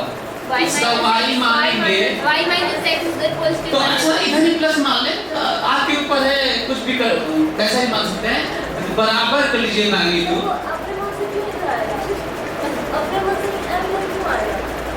ये बड़ा वाला छोटा वाला क्यों अपने से आएगा? गिरने को नहीं देखो कैसे बनाया वैसे। सर इंक्लाइन रहा वो टीना है, पीक पार्ट के ऊपर नीचे है ना, नीचे बस सरफेस है। ऐसे रहेगा तो सही में नहीं आएगा, बनाया था कि प्लेन रहेगा तो सही में ऐसे ऐसे और इधर नहीं आएगा। और कई किताबों में सीधी में ऐसे ही बनाया और बस कर दिया कि गड्ढे में गया। तो जब मैं पहली बार सोचा था तो आंसर तो आ गया था, लेकिन पच नहीं रहा था। क्या नहीं पच रहा?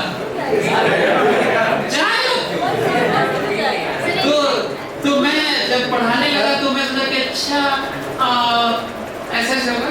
सर एक काम करते हैं, अगर इंक्लाइन प्लेन ले लेते हैं तो भी आंसर वही जाता। तो बना दो इंक्लाइन कुछ भी बनाया है यार, देखने लगे इंक्लाइन कर दो। नहीं ये देखो स्मॉल है, ध्यान से। यदि मैं इसको इधर मान लूं y, यदि मैं इसको इधर y मान लूं तो जल्दी से बताओ ये गड्ढा इधर y आ गया होगा तो रियली में ये कितना इधर गया? x माइनस y ना, ये x माइनस y ना, x माइनस y। गलत नहीं लिखना, गड़बड़ हो जाएगा ना।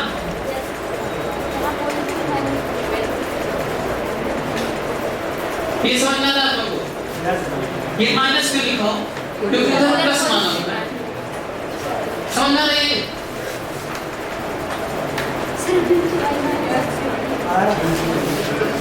ये वाला इधर y गया है तो इसको जाना था इधर x और उधर चला गया था गड्ढा भी y, तो इधर कितना आया? x माइनस y ही ना गया है इधर, इधर गया तो माइनस तो लिखना ही पड़ेगा।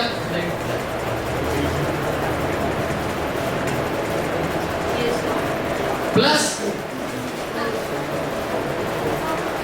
जल्दी से निकालो कितना आया? और mx y m plus m क्या क्या निकाला था हम लोगों ने?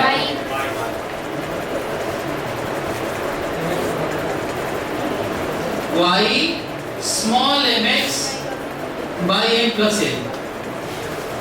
अच्छा जिस समय वो गिर के ऐसे टुक टक टक टुक टुक करते हुए पहुंचा होगा तो वैसे भी ये बड़ा वाला जब वो उधर जा रहा होगा तो बड़ा वाला भी इधर जा रहा होगा, जैसे जाके वो रेस्ट में आया होगा वैसे बड़ा वाला भी रेस्ट में आ गया होगा। Yes sir. क्यों रेस्ट में आ गया मालूम है? क्योंकि हॉरिजॉन्टल फिर से बनी है, हॉरिजॉन्टल में कोई फोर्स नहीं है। कोई है तो बताइए किसके लिए? ये हम लोग M + M के लिए।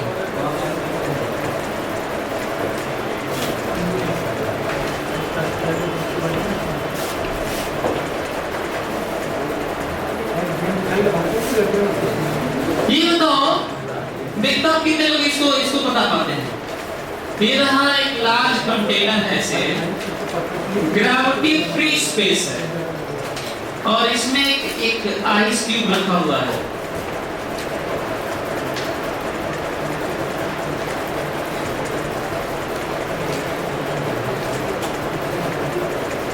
This ice cube, capital M, small m, gravity free space। ध्यान से दो बातें करने वाला हूं, gravity free space and gravitational space. वैसे हम लोग का तो ग्रेविटी फ्री स्पेस हो ही नहीं पाता अपने अर्थ पे, लेकिन फिर भी इमेजिन करना है आपको। ग्रेविटी फ्री स्पेस है, यदि आइस पिघल जाएगा तो बताना है पूरे सिस्टम का सेंटर ऑफ मास कितना शिफ्ट होगा। कम ऑन लिखो, for gravity free space shifting of centre of mass after पिघलिंग क्या होता है? Melting ice.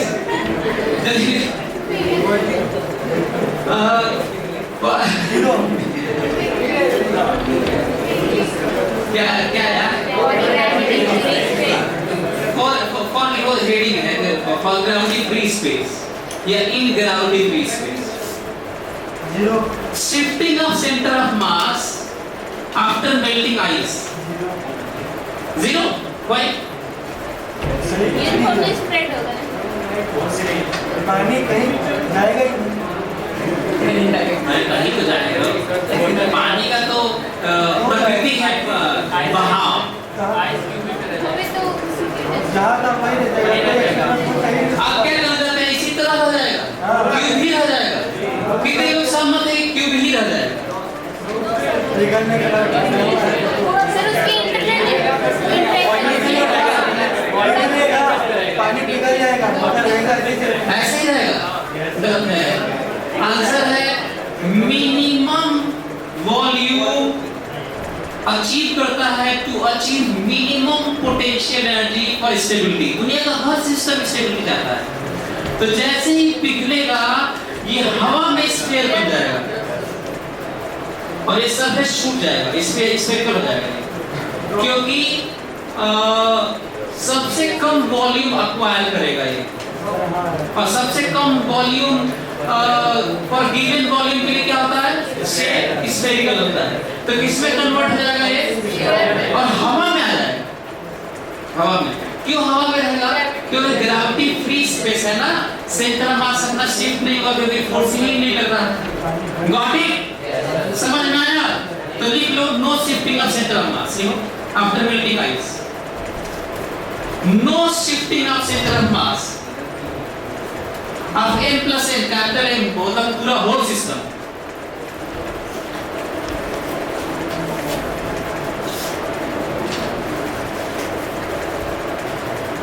साइड लेंथ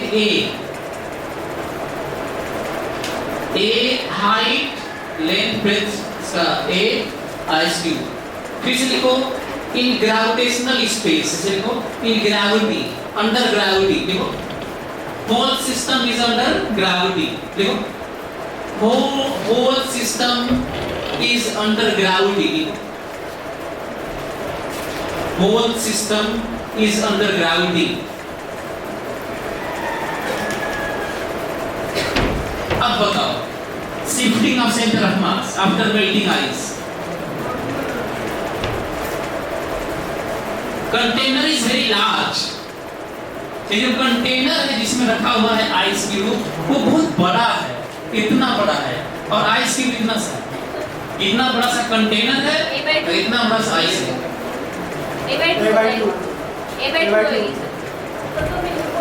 पूरा पिघल जाएगा। जब ये पूरा पिघल के परत हाँ, बनेगी और कपड़ा लगाओ, फार्मूला यूज करो, फार्मूला A/2 m/m सही। क्या गलती की तुम पता है? फिर से भाई ये देखो एक सॉरी ये भाई गलती क्या कहता है? डेल्टा वाई सी एम, बल्कि उल्टा कर देता है यार, प्लस दिखेगा इस तरह से। ये देखो this is x, this y, कहीं पे ऐसे भी लिखा है तो घबराना मत, ठीक है? कि सर ये देखते ही हम डर गए, क्योंकि हमेशा पढ़े थे कि ऊपर y होता है, नीचे कर दिया उसमें ही गड़बड़ आ गया हमारा। तो m1 delta y1 plus m delta y2 divided by m1 plus m1। ये फार्मूला जो दिख रहा है ना, ये एक जनरल है, कितनी बार रिपीट करूं, एक जनरल है, कहीं भी ट्रू है ये जानना है। लगाओ फार्मूला, लगाता हूं। चलिए जब पिघल गया होगा तो सब यहाँ पे आ गया होगा कि नहीं, पूरा पानी बन के, बोलिए। अब इस बार ऐसा हुआ होगा क्योंकि ग्रेविटी है, बोलो। तो बताओ अपना अपना सेंटर ऑफ मास की स्थिति होती है, ये क्या होती है? अपने अपने सेंटर ऑफ मास की शिफ्टिंग होती है। तो बताओ इसका सेंटर ऑफ मास यहाँ पे रहा होगा, अब पिघल के अब नीचे यहाँ पे आ गया होगा, क्योंकि जब पूरा ही मास नीचे है तो सेंटर ऑफ मास यहीं पे होगा। अब पहले कितना है करता है A/2 पर, तो शिफ्ट बताओ क्या ये समझ में आ रहा है आप लोगों को? और capital in the no shifting divided by answer.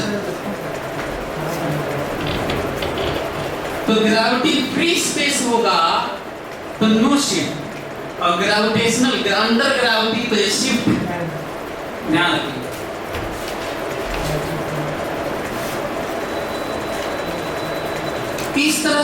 इस तरह को लेके अंतिम क्वेश्चन इसी तरह का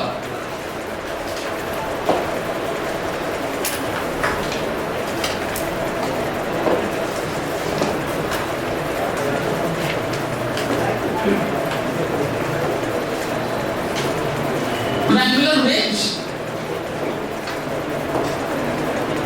block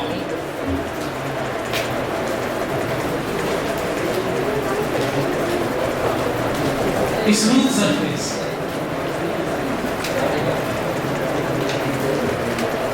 ये भी smooth, height h है, angle theta, as shown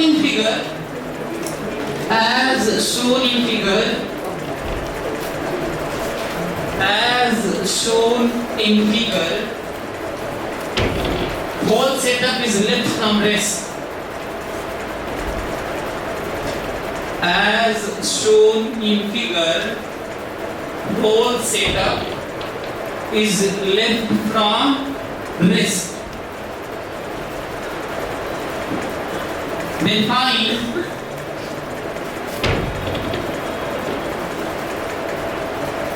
find displacement of wedge या triangular wedge, ये इसे triangular wedge कहते हैं। Then find displacement of triangular wedge या simply wedge या simply capital M, एक बात है। When small m reaches to the bottom of inclined plane, when small m reaches to the bottom of inclined plane, also find speed of each mass at this moment. Also find speed of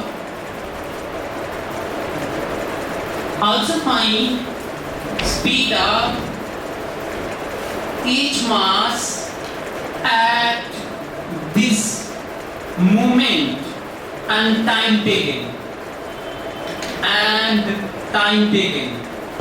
जो मैं अभी पूछा हूँ time taken या ये each mass velocity, ये advance का एक तरह से बाप कह सकते हैं, बहुत बड़ा है, आसान नहीं होगा आपके लिए, मतलब बहुत ज्यादा कॉन्सेप्ट और प्रिकॉशन की जरूरत होगी। लेकिन जो शिफ्ट वाला है ना वो छोटा है। m is tan theta upon m plus m। tan is tan theta cot theta cot theta tan cot theta cot theta और थीटा पर अच्छा tan theta cot तो जरूर दिया है ना, cot होता है और tan होता है, जहाँ पे sin होता है तो cos भी रहता है। ये cot theta जल्दी करिए। अंतिम वाला क्वेश्चन, इस तरह का अंतिम वाला क्वेश्चन पे अब एडवांस की बात तो होनी चाहिए, हालांकि एडवांस की बात तो पीछे वाले क्वेश्चंस में भी हुआ था।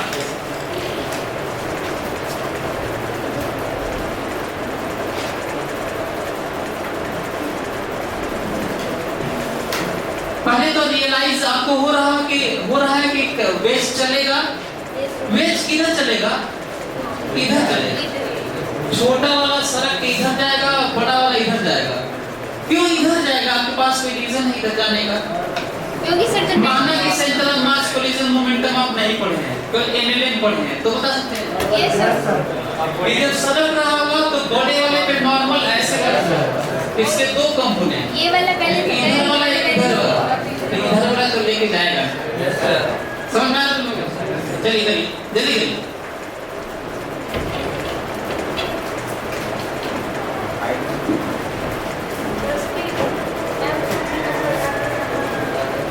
बेसिक कर दी क्वेश्चन की, राजा ने बहुत खतरनाक क्वेश्चन है, इतने जल्दी बता दिए। इतना जल्दी बताने का मतलब नहीं कर रहा, मैं सुनना भी नहीं चाहूँ, बोल क्या रहे तुम? इतना जल्दी कोई बताया गलत है? ठीक है, बात करनी चाहिए, सर को मैं अपना वेलोसिटी बताया ना, तो वही तो खतरनाक है। शिफ्ट वाला आसान है। शिफ्ट वाला क्यों आसान है? क्योंकि वही सब करते आ रहे हैं ना, तो जब बिना पेन चलाए मैं बता सकता हूँ। शिफ्ट वाला तो वही करते आ रहे हैं ना।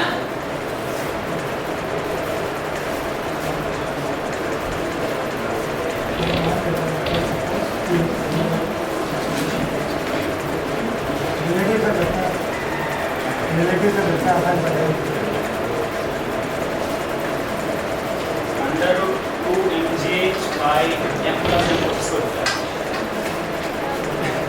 देखते हैं आंसर तो हमें नहीं मालूम है। चलिए टाइम, अच्छा शिफ्ट वाला तो आ गया ना आप लोगों का। चलिए शिफ्ट वाला देखिए आप लोग। वैसे ये भी दे सकते थे, ये भी दे सकते थे, ये लेंथ दे सकते थे, फर्क नहीं पड़ता, हमें जरूरत तो ये वाला है। अच्छा एक चीज पहले पूछ लेता हूँ, उसके बाद बताता हूँ, देखता हूँ आप लोग बता पाते कि नहीं। चलिए सभी लोग देखेंगे ध्यान से। x y ऊपर भी ले सकता था, बस माइनस का अंदर टेबल में। हाँ पूछता हूँ आप लोग से, आप बताइएगा x के अलॉन्ग पूरे सिस्टम का m प्लस m का मोमेंटम कंजर्व है, कांस्टेंट है, बात सही है कि नहीं? सही है। जब ये इंक्लाइन प्लेन पर सरक रहा था तो हॉरिजॉन्टल के अलॉन्ग बताना है कि x के अलॉन्ग मतलब हॉरिजॉन्टल के अलॉन्ग m प्लस m के लिए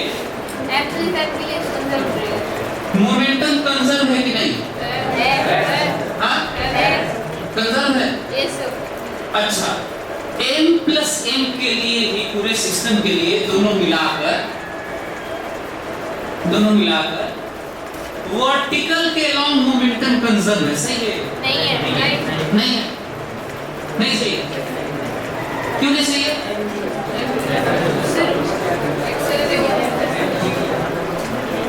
स्मॉल एफ ब्लॉक है, वो तो वर्टिकल में मूव कर रहा है, उसको एक फोर्स में लग रहा है, पर इस ये मूव नहीं कर रहा, मोमेंटम कंजर्व होगा ही। वर्टिकल में कोई भी उसके नहीं मिलेगी। वर्टिकल में सेंटर ऑफ मास शिफ्ट होगा। कैसे कर सकते हैं शिफ्ट होगा? बड़ा वाला जब वर्टिकल में नहीं चलेगा और छोटा वाला वर्टिकल में चलेगा तो सेंटर ऑफ मास वर्टिकल में तो चलेगा, और चलेगा तो बिना वेलोसिटी के तो चलेगा नहीं, और शुरू में वेलोसिटी थी नहीं तो आई होगी, और वेलोसिटी किसी के पास दुनिया में कभी भी जीरो से वेलोसिटी आई होगी तो बिना एक्सेलरेशन के संभव नहीं है, एक्सेलरेशन बिना फोर्स से संभव नहीं है।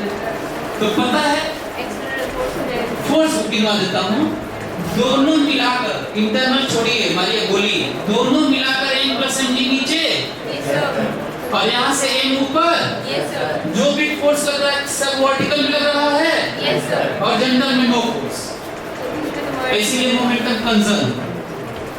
और कंजर्व ही नहीं कांस्टेंट है, कंजर्व तो है कांस्टेंट है।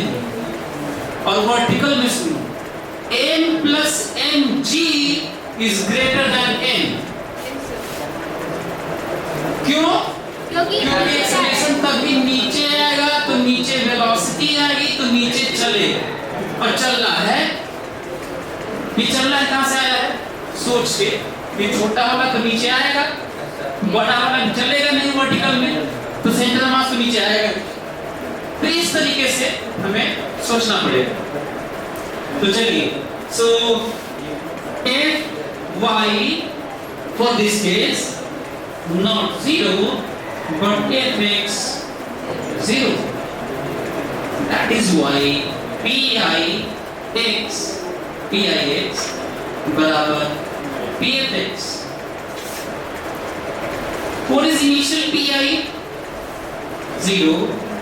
अच्छा, ये मोमेंटम तो लिखना नहीं है ना, शिफ्टिंग, इसके लिए भी हम ऐसे कर रहे हैं, यदि ऐसा है इसके लिए 0, UCM 0, UCM x 0, तो m1 delta x1 plus m2 delta x2 again 0। मैं तो सोच रहा हूँ कि अलग से फोटो ना बनाऊं, लेकिन फिर भी बना लेता हूँ। नहीं बनाने का मेरा ये सोचता कि यही सब करते आ रहे हैं, है ना, ये वाला UCM 0 और net 0 तो शिफ्ट नहीं होता है सेंटर ऑफ मास, लेकिन फिर भी ये x मान ले इसको, ये लंबाई, तो बताओ tan थीटा बराबर कितना? h by x, तो x बराबर होगा h cot थीटा। जरा गौर करो तो ये x के लंब बात हो रही है, y के लंब तो शिफ्ट है तो बात ही नहीं करना है। जरा बताओ वेज के रिस्पेक्ट में हॉरिजॉन्टली कितना शिफ्ट होना है? वेज के रिस्पेक्ट में h cot थीटा। तो याद है ना बड़ा वाला कितना शिफ्ट होता है उल्टा? आंसर है m h cot theta divided by m plus n। बोलो सही है कि नहीं? Yes sir. यही पढ़ाते आ रहे हैं। लेकिन यदि आपका मन करता है कि नहीं ऐसे मेमोरी वाला नहीं कि पहले आता था इसलिए आए, तो मैं करवा देता हूँ। देखिए ध्यान से, ये देखिए, सभी लोग देखेंगे ध्यान से। ये देखिए, ये कैपिटल M स्थिति ये है, और जानते हो ये छोटा वाले का, ये देखो मोशन देखो छोटे वाले का, इंटरेस्टिंग मोशन देखो। तुम लोग क्या लगता है कि वेज को छेद के अंदर चला गया है ये? हाँ, तो क्या होगा? बड़ा वाला भी तो चल रहा था, क्लियर हो रहा है? तो देखो इसका शिफ्टिंग ऐसे हुआ, माना कि ये डी शिफ्ट हुआ है, बड़ा वाला वेज डी शिफ्ट हुआ है, तो लिखोगे तो यही आएगा, कुछ और आएगा? लिख के देख लो, लिखो अपने से। तो माना कि तुम नहीं जानते हो कैसे लिखना होता है रिलेटिव वाला, तो जरा अपने से तो और करो ना इसे। माना कि डी शिफ्ट हुआ है,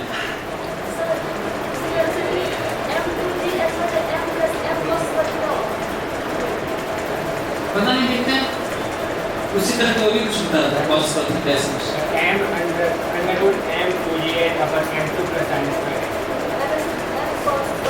पता नहीं इतना बड़ा सा रहता है, इतना छोटा किसको होता है, इतना बड़ा सा आंसर इसका। तुम तो हम लोग इतने मतलब क्या इतना बड़ा सा। अच्छा आगे आप लोग ये, हाँ, कितने लोग बिना पेन चलाए बता सकते हैं कि जब ये नीचे आया है तो सेंटर ऑफ मास कंबाइंड, बिना पेन चलाए बताना है कि शिफ्टिंग ऑफ सेंटर ऑफ मास, बिना पेन चलाए। शिफ्टिंग ऑफ सेंटर ऑफ मास बताइए। अच्छा वर्टिकल कहूं तो भी वही आंसर है, और यदि वर्टिकल नाम न लूं तो भी वही आंसर है। जानते हो क्यों? क्योंकि हॉरिजॉन्टल को शिफ्ट ही नहीं हो रहा है। हाँ तो बताइए, चाहे वर्टिकल नाम ले लीजिए चाहे मत ले लीजिए, दोनों का आंसर वही रहेगा। जल्दी भाई आंसर है mh by n plus n। जब बड़ा वाला वर्टिकल में चल ही नहीं रहा तो कब होगा उसका छोटा वाला वर्टिकल में कितना चला है? तो फार्मूला वही वाला है। कौन सा वाला? अरे m1 delta y1 plus m2 delta y2 shift है ना, ये शिफ्ट का फार्मूला है यार। m1 y1 तो पोजीशन का फार्मूला है, डेल्टा डेल्टा लगा तो शिफ्ट हो जाएगा ना। तो m1 delta y1 plus m2 delta y2 divided by m1 plus m2। अब इसमें कैपिटल m वाला तो शिफ्ट हो नहीं रहा है तो उसका तो 0 ऊपर, छोटे वाले का लिखोगे कितना आएगा बताओ?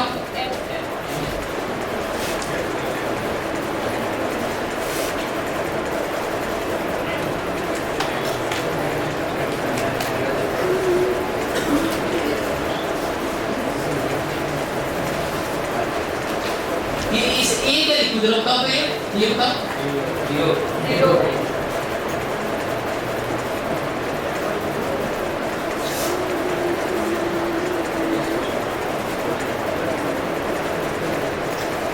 अब चलिए वाला कठिन वाला क्वेश्चन कर दीजिए। उस कठिन वाले क्वेश्चन में एक क्वेश्चन को छोड़ ही दिया मैं आप लोगों को, हालांकि टाइम में जरूरत पड़ेगा उसका, तो टाइम निकालने के लिए आपको काम करना ही पड़ेगा। जो मैं छोड़ा हुआ जो किताबों में पूछा भी नहीं, किताबों में टाइम नहीं पूछा है, किताबों में एक्सप्रेशन वाला नहीं पूछा, वेलोसिटी पूछा वो एचसीवी में और किताब में पूछा होगा। मैं सब करवा दूंगा, बस जल्दी से वही ब्रह्मास्त्र यूज करिए जो मैं पढ़ा। जल्दी से 1 मिनट टाइम नोट करो, वेलोसिटी निकालना जल्दी करो।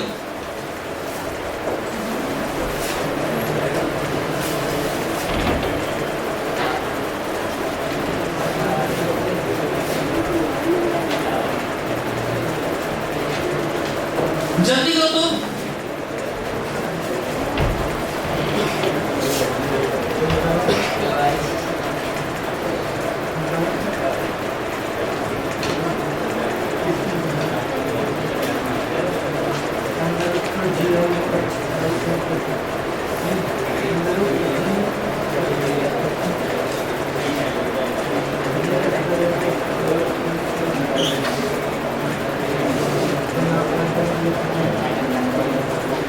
इसे बहुत कुछ आप लोगों को सीखने को मिल जाएगा इस क्वेश्चन से। चलिए सभी लोग देखेंगे, टाइम इज ओवर। मैं इसमें थोड़ा टाइम दे देता कि जो बाकी बच्चे हैं थोड़ा भी सोच लें क्या करना है। सभी लोग देखो तो ये गया यहाँ पर, हालांकि उस मोमेंट पे खिसक चुका होगा, लेकिन मान चल रहे हैं कि वही मोमेंट खिसका हुआ है और यहाँ पूछा। ध्यान से, जब हम रैंडमली मान लेते हैं वेलोसिटी ये x ये y या ये y से, तो अननोन ज्यादा हो जाते हैं और सॉल्व नहीं होता, क्योंकि हम एक कंडीशन छोड़ देते हैं कांटेक्ट वाला। ध्यान सुनो फिर से, सभी लोग फोकस करो मेरी बात पे।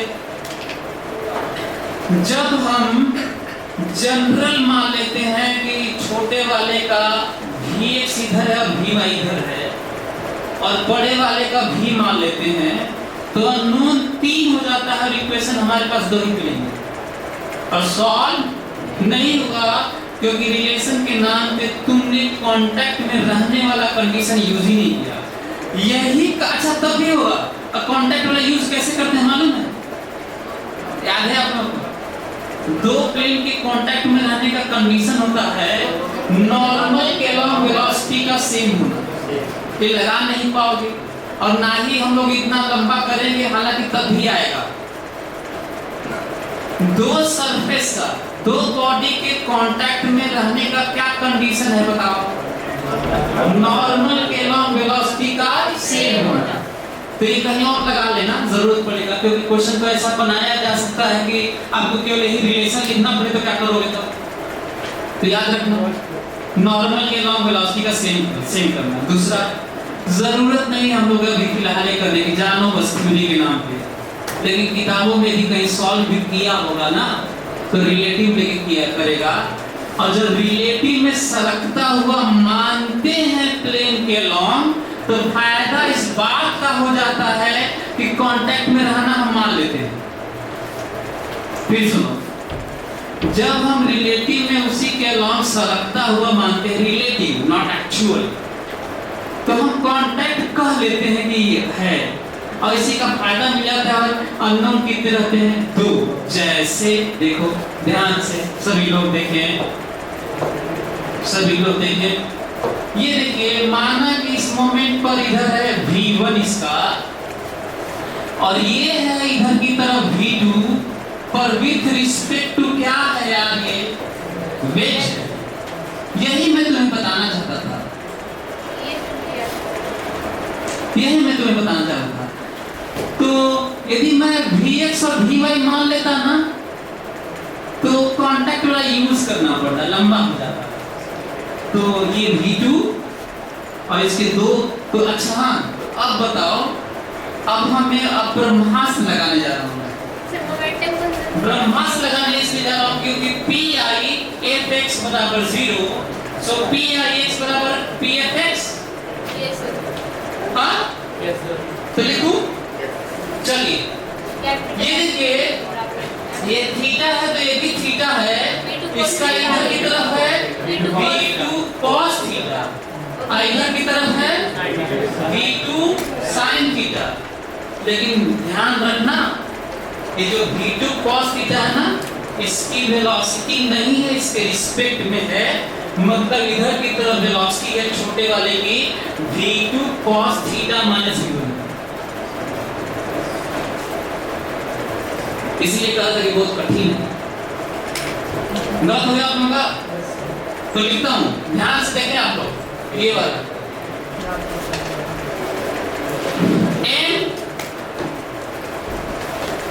n v2 cos theta minus v1, क्योंकि कोई चीज किसी के रिस्पेक्ट में इधर जाए, अब वो चीज इसको लगातार इधर भी खींचे, तो वेलोसिटी कितनी होती है? दिस माइनस दिस होती है, ठीक है? ऐसे सोच लो, यदि ट्रेन बोट इधर जा रही है 2 मीटर पर सेकेंड से, और मैं बोट पे चल रहा हूँ 10 मीटर पर सेकेंड से, बोट के रिस्पेक्ट में, तो मेरा इधर 8 ही है, ठीक है? ध्यान रखिएगा इसे, ये प्लस है और ये है माइनस v। ये माइनस समझ में आ रहा है लोगों को? इनिशियल मोमेंटम 0 और फाइनल मोमेंटम। और ये भी कर सकते थे, वेज का जितना इधर, छोटे वाले का इधर, ये भी कर सकता था। मैग्नीट्यूड एक ही बात है, बराबर लिख लो प्रोडक्ट करके, लेकिन डायरेक्शन उल्टा होना चाहिए। अभी भी करके देख सकते हो, वही लिखोगे, मतलब इधर उधर लिख लोगे तो वही आएगा, लिख के देख सकते हो।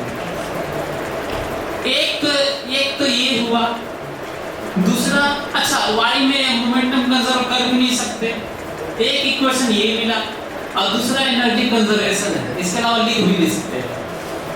फिर एनर्जी कंजर्वेशन सभी लोग 1 मिनट में energy conservation, mechanical energy conservation ब्रह्मास्त्र लगाना है, ये भी ब्रह्मास्त्र ही था, और एनर्जी कंजर्वेशन भी ब्रह्मास्त्र ही है, और लगाइए और आंसर आएगा, चाहे कठिन से कठिन क्वेश्चन क्यों ना हो,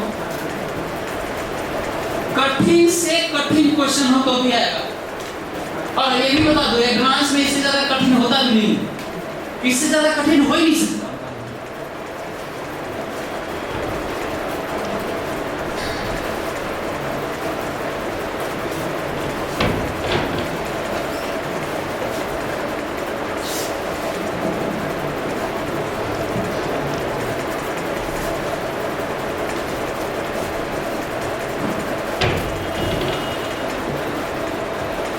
क्या लिख लिया क्या आप लोग? ये देखिए, potential energy initial plus kinetic energy initial बराबर potential energy final plus kinetic energy final. There is no loss, there is no loss. मैं केवल पोटेंशियल एनर्जी छोटे वाले m का लिखूंगा क्योंकि हाइट उसी का बदल रहा है, लेकिन काइनेटिक एनर्जी तो सबका लिखना होगा। लिखता हूँ यहीं पे पोटेंशियल जीरो मान लेता हूँ जो अक्सर माना जाता है, हालांकि मैं ग्राउंड पे भी मान सकता था। चलिए इनिशियल पोटेंशियल जी बताइए क्या लिखूं? जीरो और इनिशियल काइनेटिक एनर्जी दोनों का बताओ जीरो। चलो जब यहाँ पहुंचा होगा तो पोटेंशियल जी छोटे वाले का ही लिखना भी है, बड़े वाले का तो हाइट चेंज ही नहीं हो रहा है। Minus mgh plus kinetic energy छोटे वाले का बताओ, बड़े वाले का बताओ। हाफ mv1 स्क्वायर, ये समझ में आ रहा है? ये देखो ये वाला, लेकिन दोनों से क्या गलती हो जाएगा मालूम है? इसी में प्लस और भी लिखना है। बताओ इधर की तरफ कितनी वेलोसिटी है? v2 cos theta minus v1, और इधर की तरफ कितनी वेलोसिटी है? v2 sin theta. बस मतलब ये हुआ कि under root v1 cos theta minus v1 minus v2 cos theta minus v1 का square plus v2 sin theta का स्क्वायर। मतलब मैं अंदर रूट हटा देता, हाफ mv स्क्वायर लिखना। हाफ mv स्क्वायर में क्या है? vx square plus vy square. Half mv square में क्या होता है? vx का स्क्वायर प्लस vy स्क्वायर। तो अंडर रूट हट जाएगा। कितने इक्वेशन कितने अननोन बताओ? दो इक्वेशन दो अननोन, बाकी सब नोन, बाकी सब नोन। और इसीलिए कह रहा था कि बहुत बड़ा आंसर आएगा, इतना बड़ा। तुम पता नहीं कैसे छोटे में अपना गुरु गुरु गुरु करके बता रहे।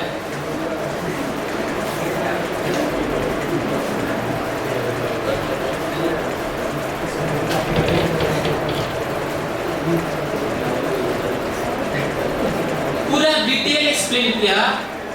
यदि आप ऐसे वेलोसिटी मानेंगे तो आपको रिलेटिव ही मानना पड़ेगा और कांटेक्ट यूज करिए। यदि आप किसी को एक्चुअल थीटा पे मान लेंगे तो गलत ही है, क्योंकि सच ये है कि कभी भी नेट इसका इधर हो ही नहीं सकता। अच्छा कितने लोग बता सकते हैं कि देखता हूं क्या, ये भी पूछ लेता हूं थ्योरी के कॉन्सेप्ट के नाम पे, छोटे वाले ब्लॉक की वेलोसिटी हॉरिजॉन्टल से एंगल थीटा से ज्यादा बना रहा है कि थीटा से कम बना रहा है कि थीटा बना रहा है कि कुछ कह नहीं सकते? थीटा से कम बना रहा है, थीटा से ज्यादा बना रहा है, थीटा से ज्यादा बना रहा है, क्योंकि ये वाला तो ऐसे ही रहेगा और ये वाला भी ऐसे ही रहता तो थीटा ही रहता। ये वाला ऐसे ही, ये वाला कम हो गया तो ये वाला कम हो जाएगा, ऐसे हो जाएगा। समझ में आएगा लोग? अच्छा पॉइंट। तो यदि आप इधर ही मान लेंगे तो गलत ही होगा, क्योंकि है ही नहीं। ये भी नहीं कर सकते कि सर मान लिए तो गलत, ऐसे थोड़ी कुछ भी मान लो।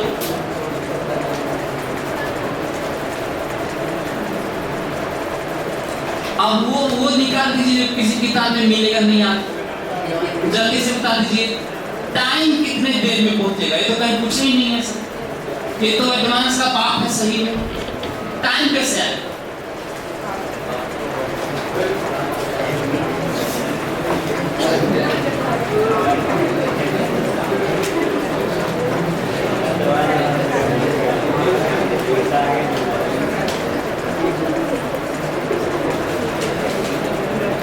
अच्छा ये वाला तुम लोग कर लोगे नहीं होगा?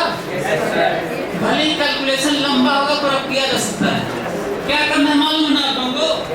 क्या करोगे तो आएगा तो v1 उठा लेना यहाँ से, v1 या v2 किसी एक में से यहाँ से उठाना और इधर की इस वाले में रख लेना, एक आ जाएगा और वो आ जाएगा तो फिर दूसरा भी आ जाएगा। अब आपको बताना है जो सबसे कठिन क्वेश्चन जो एक्सपेक्टेड है कि कभी नहीं आ सकता एडवांस में टाइम, बताइए। लेकिन एक्सपेक्टेड है, जब एक्सपेक्ट किया जाता है तो ये भी तो हो सकता है कि आपकी आशाओं पे पानी फेंक देना तो आशा मतलब ऐसा लग रहा है कि आना नहीं चाहिए, नहीं आया। बताइए कि टाइम कितना देर लगेगा। अच्छा क्यों खतरनाक है? क्योंकि ये भी चल रहा है, वो भी चल रहा है, खतरनाक है ही।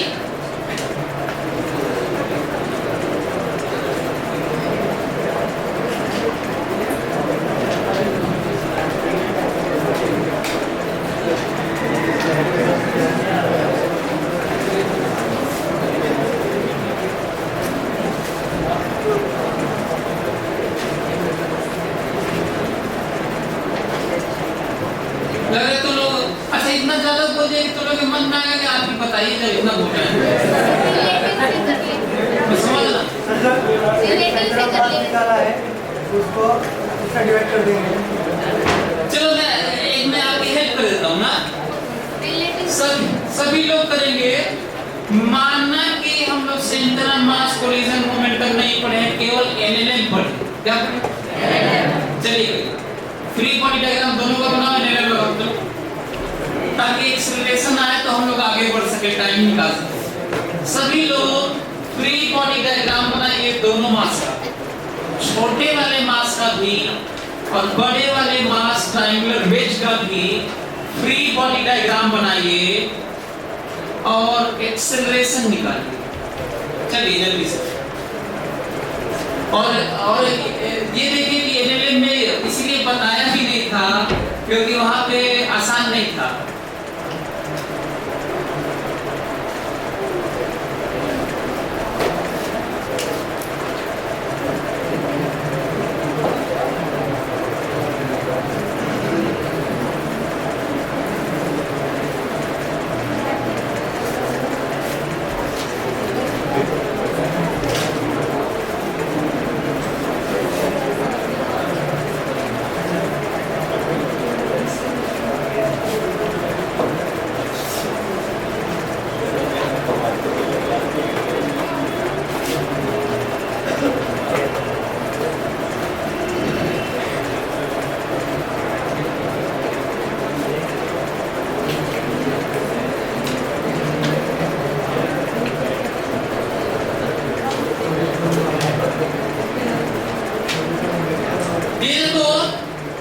सभी लोग देखो ध्यान से।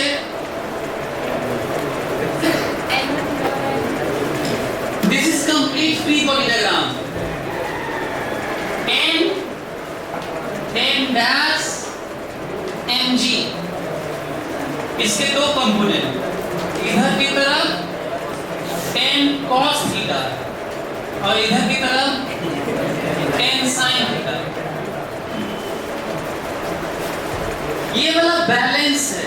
एन डैश बराबर है, एन डैश बराबर है capital M G plus N cos theta. और ये पूरा कंप्लीट स्टडी है। अब एक बराबर है लिखना है, कैपिटल लिखना है। ध्यान से सुनना फिर से।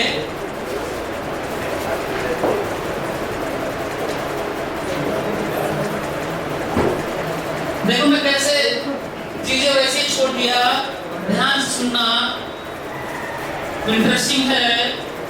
ये रहा A1, ये रहा A1 और ये रहा A2। फिर से वही बात, कांटेक्ट में रहने के लिए ये रिलेटिव है।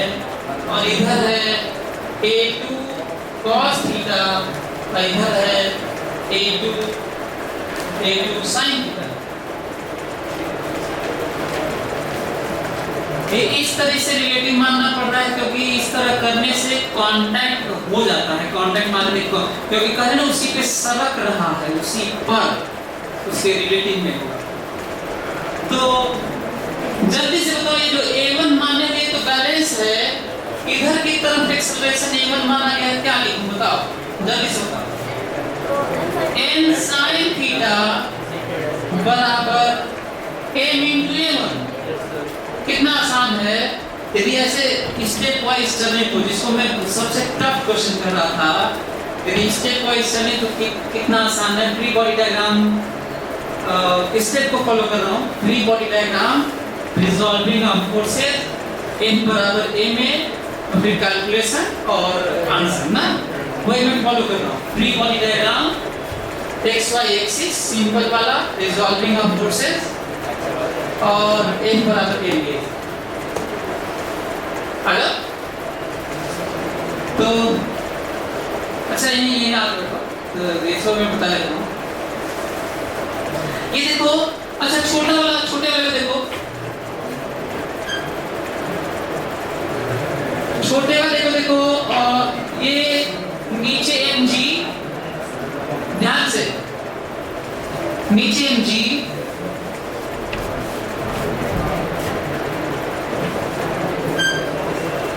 इधर की तरफ n,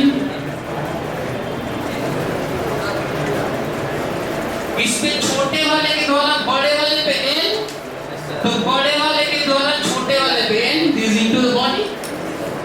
अब बस इतना ही है, mg और ये n, क्योंकि रफ तो था नहीं।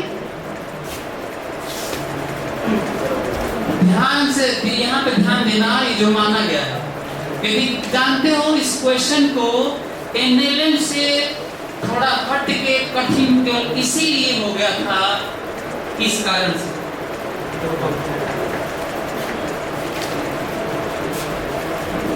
अच्छा वाला एक्सिस ये वाला है, तो कौन सा वाला अच्छा वाला है बताओ, कौन सा वाला है? Along the plane perpendicular to the plane ले लो कि horizontal vertical ले लो? horizontal vertical लेता हूँ, क्योंकि वहाँ पे तोड़ेंगे ना। वैसे दोनों ही अच्छा था, क्योंकि जो आप सोच रहे हैं along the plane नहीं, उसके along चल रहा था। याद है ना कि उसके along नहीं बल्कि ऐसे चलता है, याद है? Yes, sir. ऐसे नहीं, ऐसे चलता है, तो वो भी नहीं ठीक था और ना ही ये ठीक था, तो दोनों ही ठीक, या दोनों नहीं ठीक था। तो पता तो है नहीं किधर चल रहा था, नहीं तो वही वाला ले लेते। चलो ये बताओ कि थीटा, अच्छा एक और चीज आप लोगों को बता दूं, ध्यान सुनना ना, जब कहीं पे लाइन होता है, ये भी इंपॉर्टेंट पॉइंट है ताकि तुम कहीं दूसरी जगह फ्री बॉडी डायग्राम बनाए तो तुम्हें याद रहे। जब कोई लाइन, किसी लाइन के लॉन्ग कोई चीज होता है, इधर रहे चाहे इधर रहे, तो वर्टिकल से या हॉरिजॉन्टल से जो एंगल बनता है हर जगह, उससे वही एंगल बनता है। ये कई जगह तुम्हें वरदान की तरह लगेगा, क्योंकि फ्री बॉडी डायग्राम में वो थीटा देखते हुए पहुंच नहीं पाते ना हम लोग। तो ये देखो ना, n वर्टिकल से थीटा बना रहा ना, तो यहाँ पे भी वर्टिकल से ही थीटा बनाएगा। ऐसे ही लेके आप कहीं भी चल सकते हैं, बहुत सारी जगह इस तरह की बात होती है, गलती और लोगों से गलत हो जाता है, हॉरिजॉन्टल से थीटा बनाते गलत हो जाता है वही।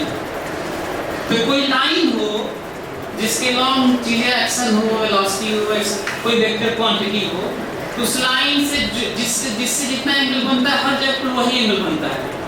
पर एक ही से वर्टिकल से भी थीटा है, तो यहाँ पे वर्टिकल से ही थीटा है। n cos theta, this is n, and this is n sin theta। अच्छा इसका तो लिख चुका हूं मैं, किसी की दिक्कत जल्दी से बताओ, हॉरिजॉन्टल फोर्स जल्दी से देख के बताओ, छोटे वाले लिख लेना, छोटे वाले के लिए दो इक्वेशन लिखूंगा। हालांकि दो इक्वेशन इसका भी था, एक बैलेंस था, तो नहीं लिखा, आप लिख सकते हैं, तो बताया कैसे, कहा था n डैश बराबर दिस एंड दिस, पर ये वाला डायनामिक था तो लिखा था। किसका तो दोनों डायनामिक है, लिखना पड़ेगा। जल्दी से हॉरिजॉन्टल में फोर्स बताओ, तो देख जल्दी बताओ।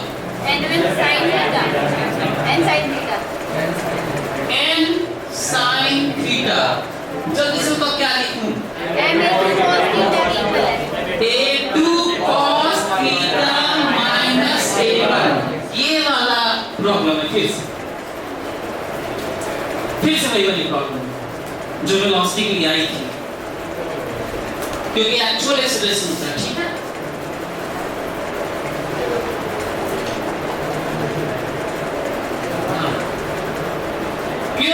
क्यों ये किए हैं? क्योंकि रिलेटिव F बराबर A में A रिलेटिव नहीं होता, क्या होता है? एक्चुअल होता है। रिलेटिव लोगे तो सूडो फोर्स लगाना पड़ता है, याद करो। रिलेटिव एक्सेलरेशन लोगे तो F बराबर A में कब सच होगा?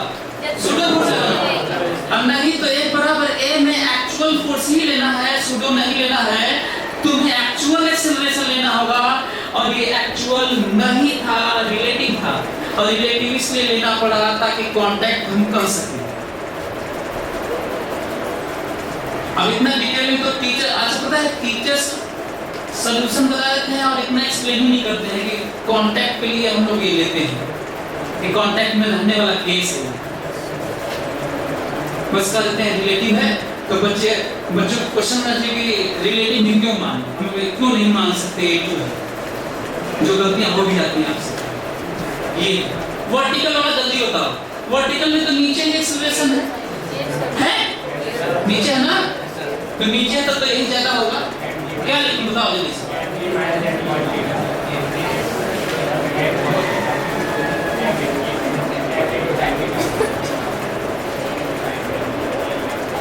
क्या आप लोगों को समझ में आया? सॉल्व करिएगा इसी से आंसर। हमारे पास 3 इक्वेशन है, A, 2 और 3, और अननोन भी 3 ही है। जानते कौन कौन सा अननोन है? जल्दी बताओ कौन कौन सा अननोन है? A1 है, A2 है और N है, और ये NLM का क्वेश्चन, ये सेंटर ऑफ मास नहीं है, ये NLM का। जल्दी से क्वेश्चन लिख लो, घर पे सॉल्व करिएगा, याद का काम।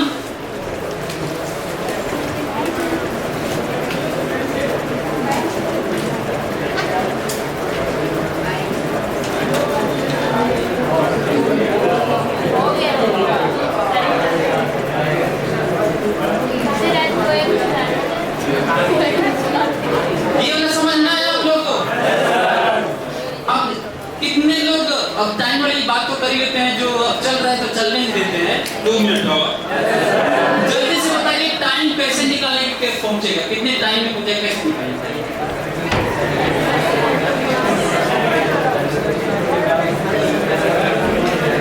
कैसे क्या जी वाई वाला? हाँ तो वाई वाले क्या करेंगे? वाई में डिस्प्लेसमेंट ये वाला भी ठीक है और ये वाला भी ठीक है। जानते हो जब हम कहते हैं ना कि इसके रिस्पेक्ट में A2 है, सभी लोग सुने ध्यान से क्योंकि मैं बहुत छोटा सा लिखने जा रहा हूँ। यदि जब कह रहे हो कि वेज के रिस्पेक्ट में A2 है तो वेज को मान लो रेस्ट में है, क्योंकि यही नहीं कर रहे हो कि वेज के रिस्पेक्ट में A2 है, तो जब रिस्पेक्ट होता है तो रेस्ट में मान लेते हैं, कहीं भी मान सकते हैं। जब आप कहते हैं ट्रेन के रिस्पेक्ट में तो ट्रेन को क्या मान लो, रेस्ट होता नहीं है रेस्ट, तो ठीक है रेस्ट में। और A2 रिलेटिव भी माने भी थे, तो जल्दी से बताओ सही में रिलेटिव चलना कितना है, जल्दी बताओ। h by cos theta. ये कितना लेंथ है? h by cos theta. Wedge rest में, रियली में रेस्ट में नहीं है, रेस्ट में मान लिया है क्योंकि रिलेटिव यूज करने जा रहा हूँ। तो बताओ सच में तो ये h by cos थीटा नहीं, इससे कम चलेगा। इंटरेस्टिंग पॉइंट, ध्यान से। आप लोगों को क्या लगता है ये बॉटम पर पहुंचते पहुंचते इसका displacement h by cos theta है कि h by cos थीटा से कम है कि h by cos थीटा से ज्यादा है? कम है, पहले तो ये जान लो। लेकिन फिर भी मैं h by cos थीटा क्यों ले रहा हूँ? क्योंकि रिलेटिव ले रहा हूँ। s बराबर ut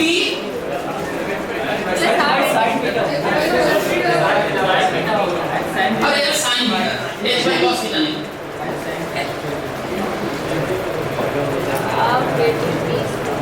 h by sin theta. यदि ये h है, ये थीटा है, तो ये h by sin थीटा होगा। सो h by sin theta relative सब लिख रहा हूँ, u relative t plus half a relative t square answer है। लेकिन A2 निकालना पड़ेगा आपको, वही बनाएंगे।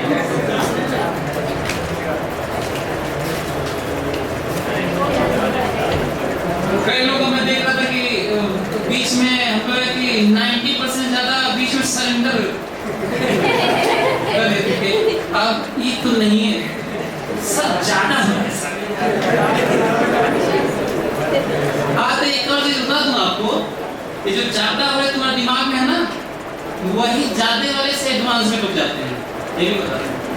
तो जिन लोगों को ज्यादा लगा था ये, तो उन लोगों के लिए आसान नहीं होगा एडवांस में जाना, आईटी में जाना। आपको करना वही पड़ेगा जो मैं आप एक्सप्लेन कर रहा था, समझा रहा था, जिसको हल्के में पता था ना, सब देख रहे थे यहाँ से।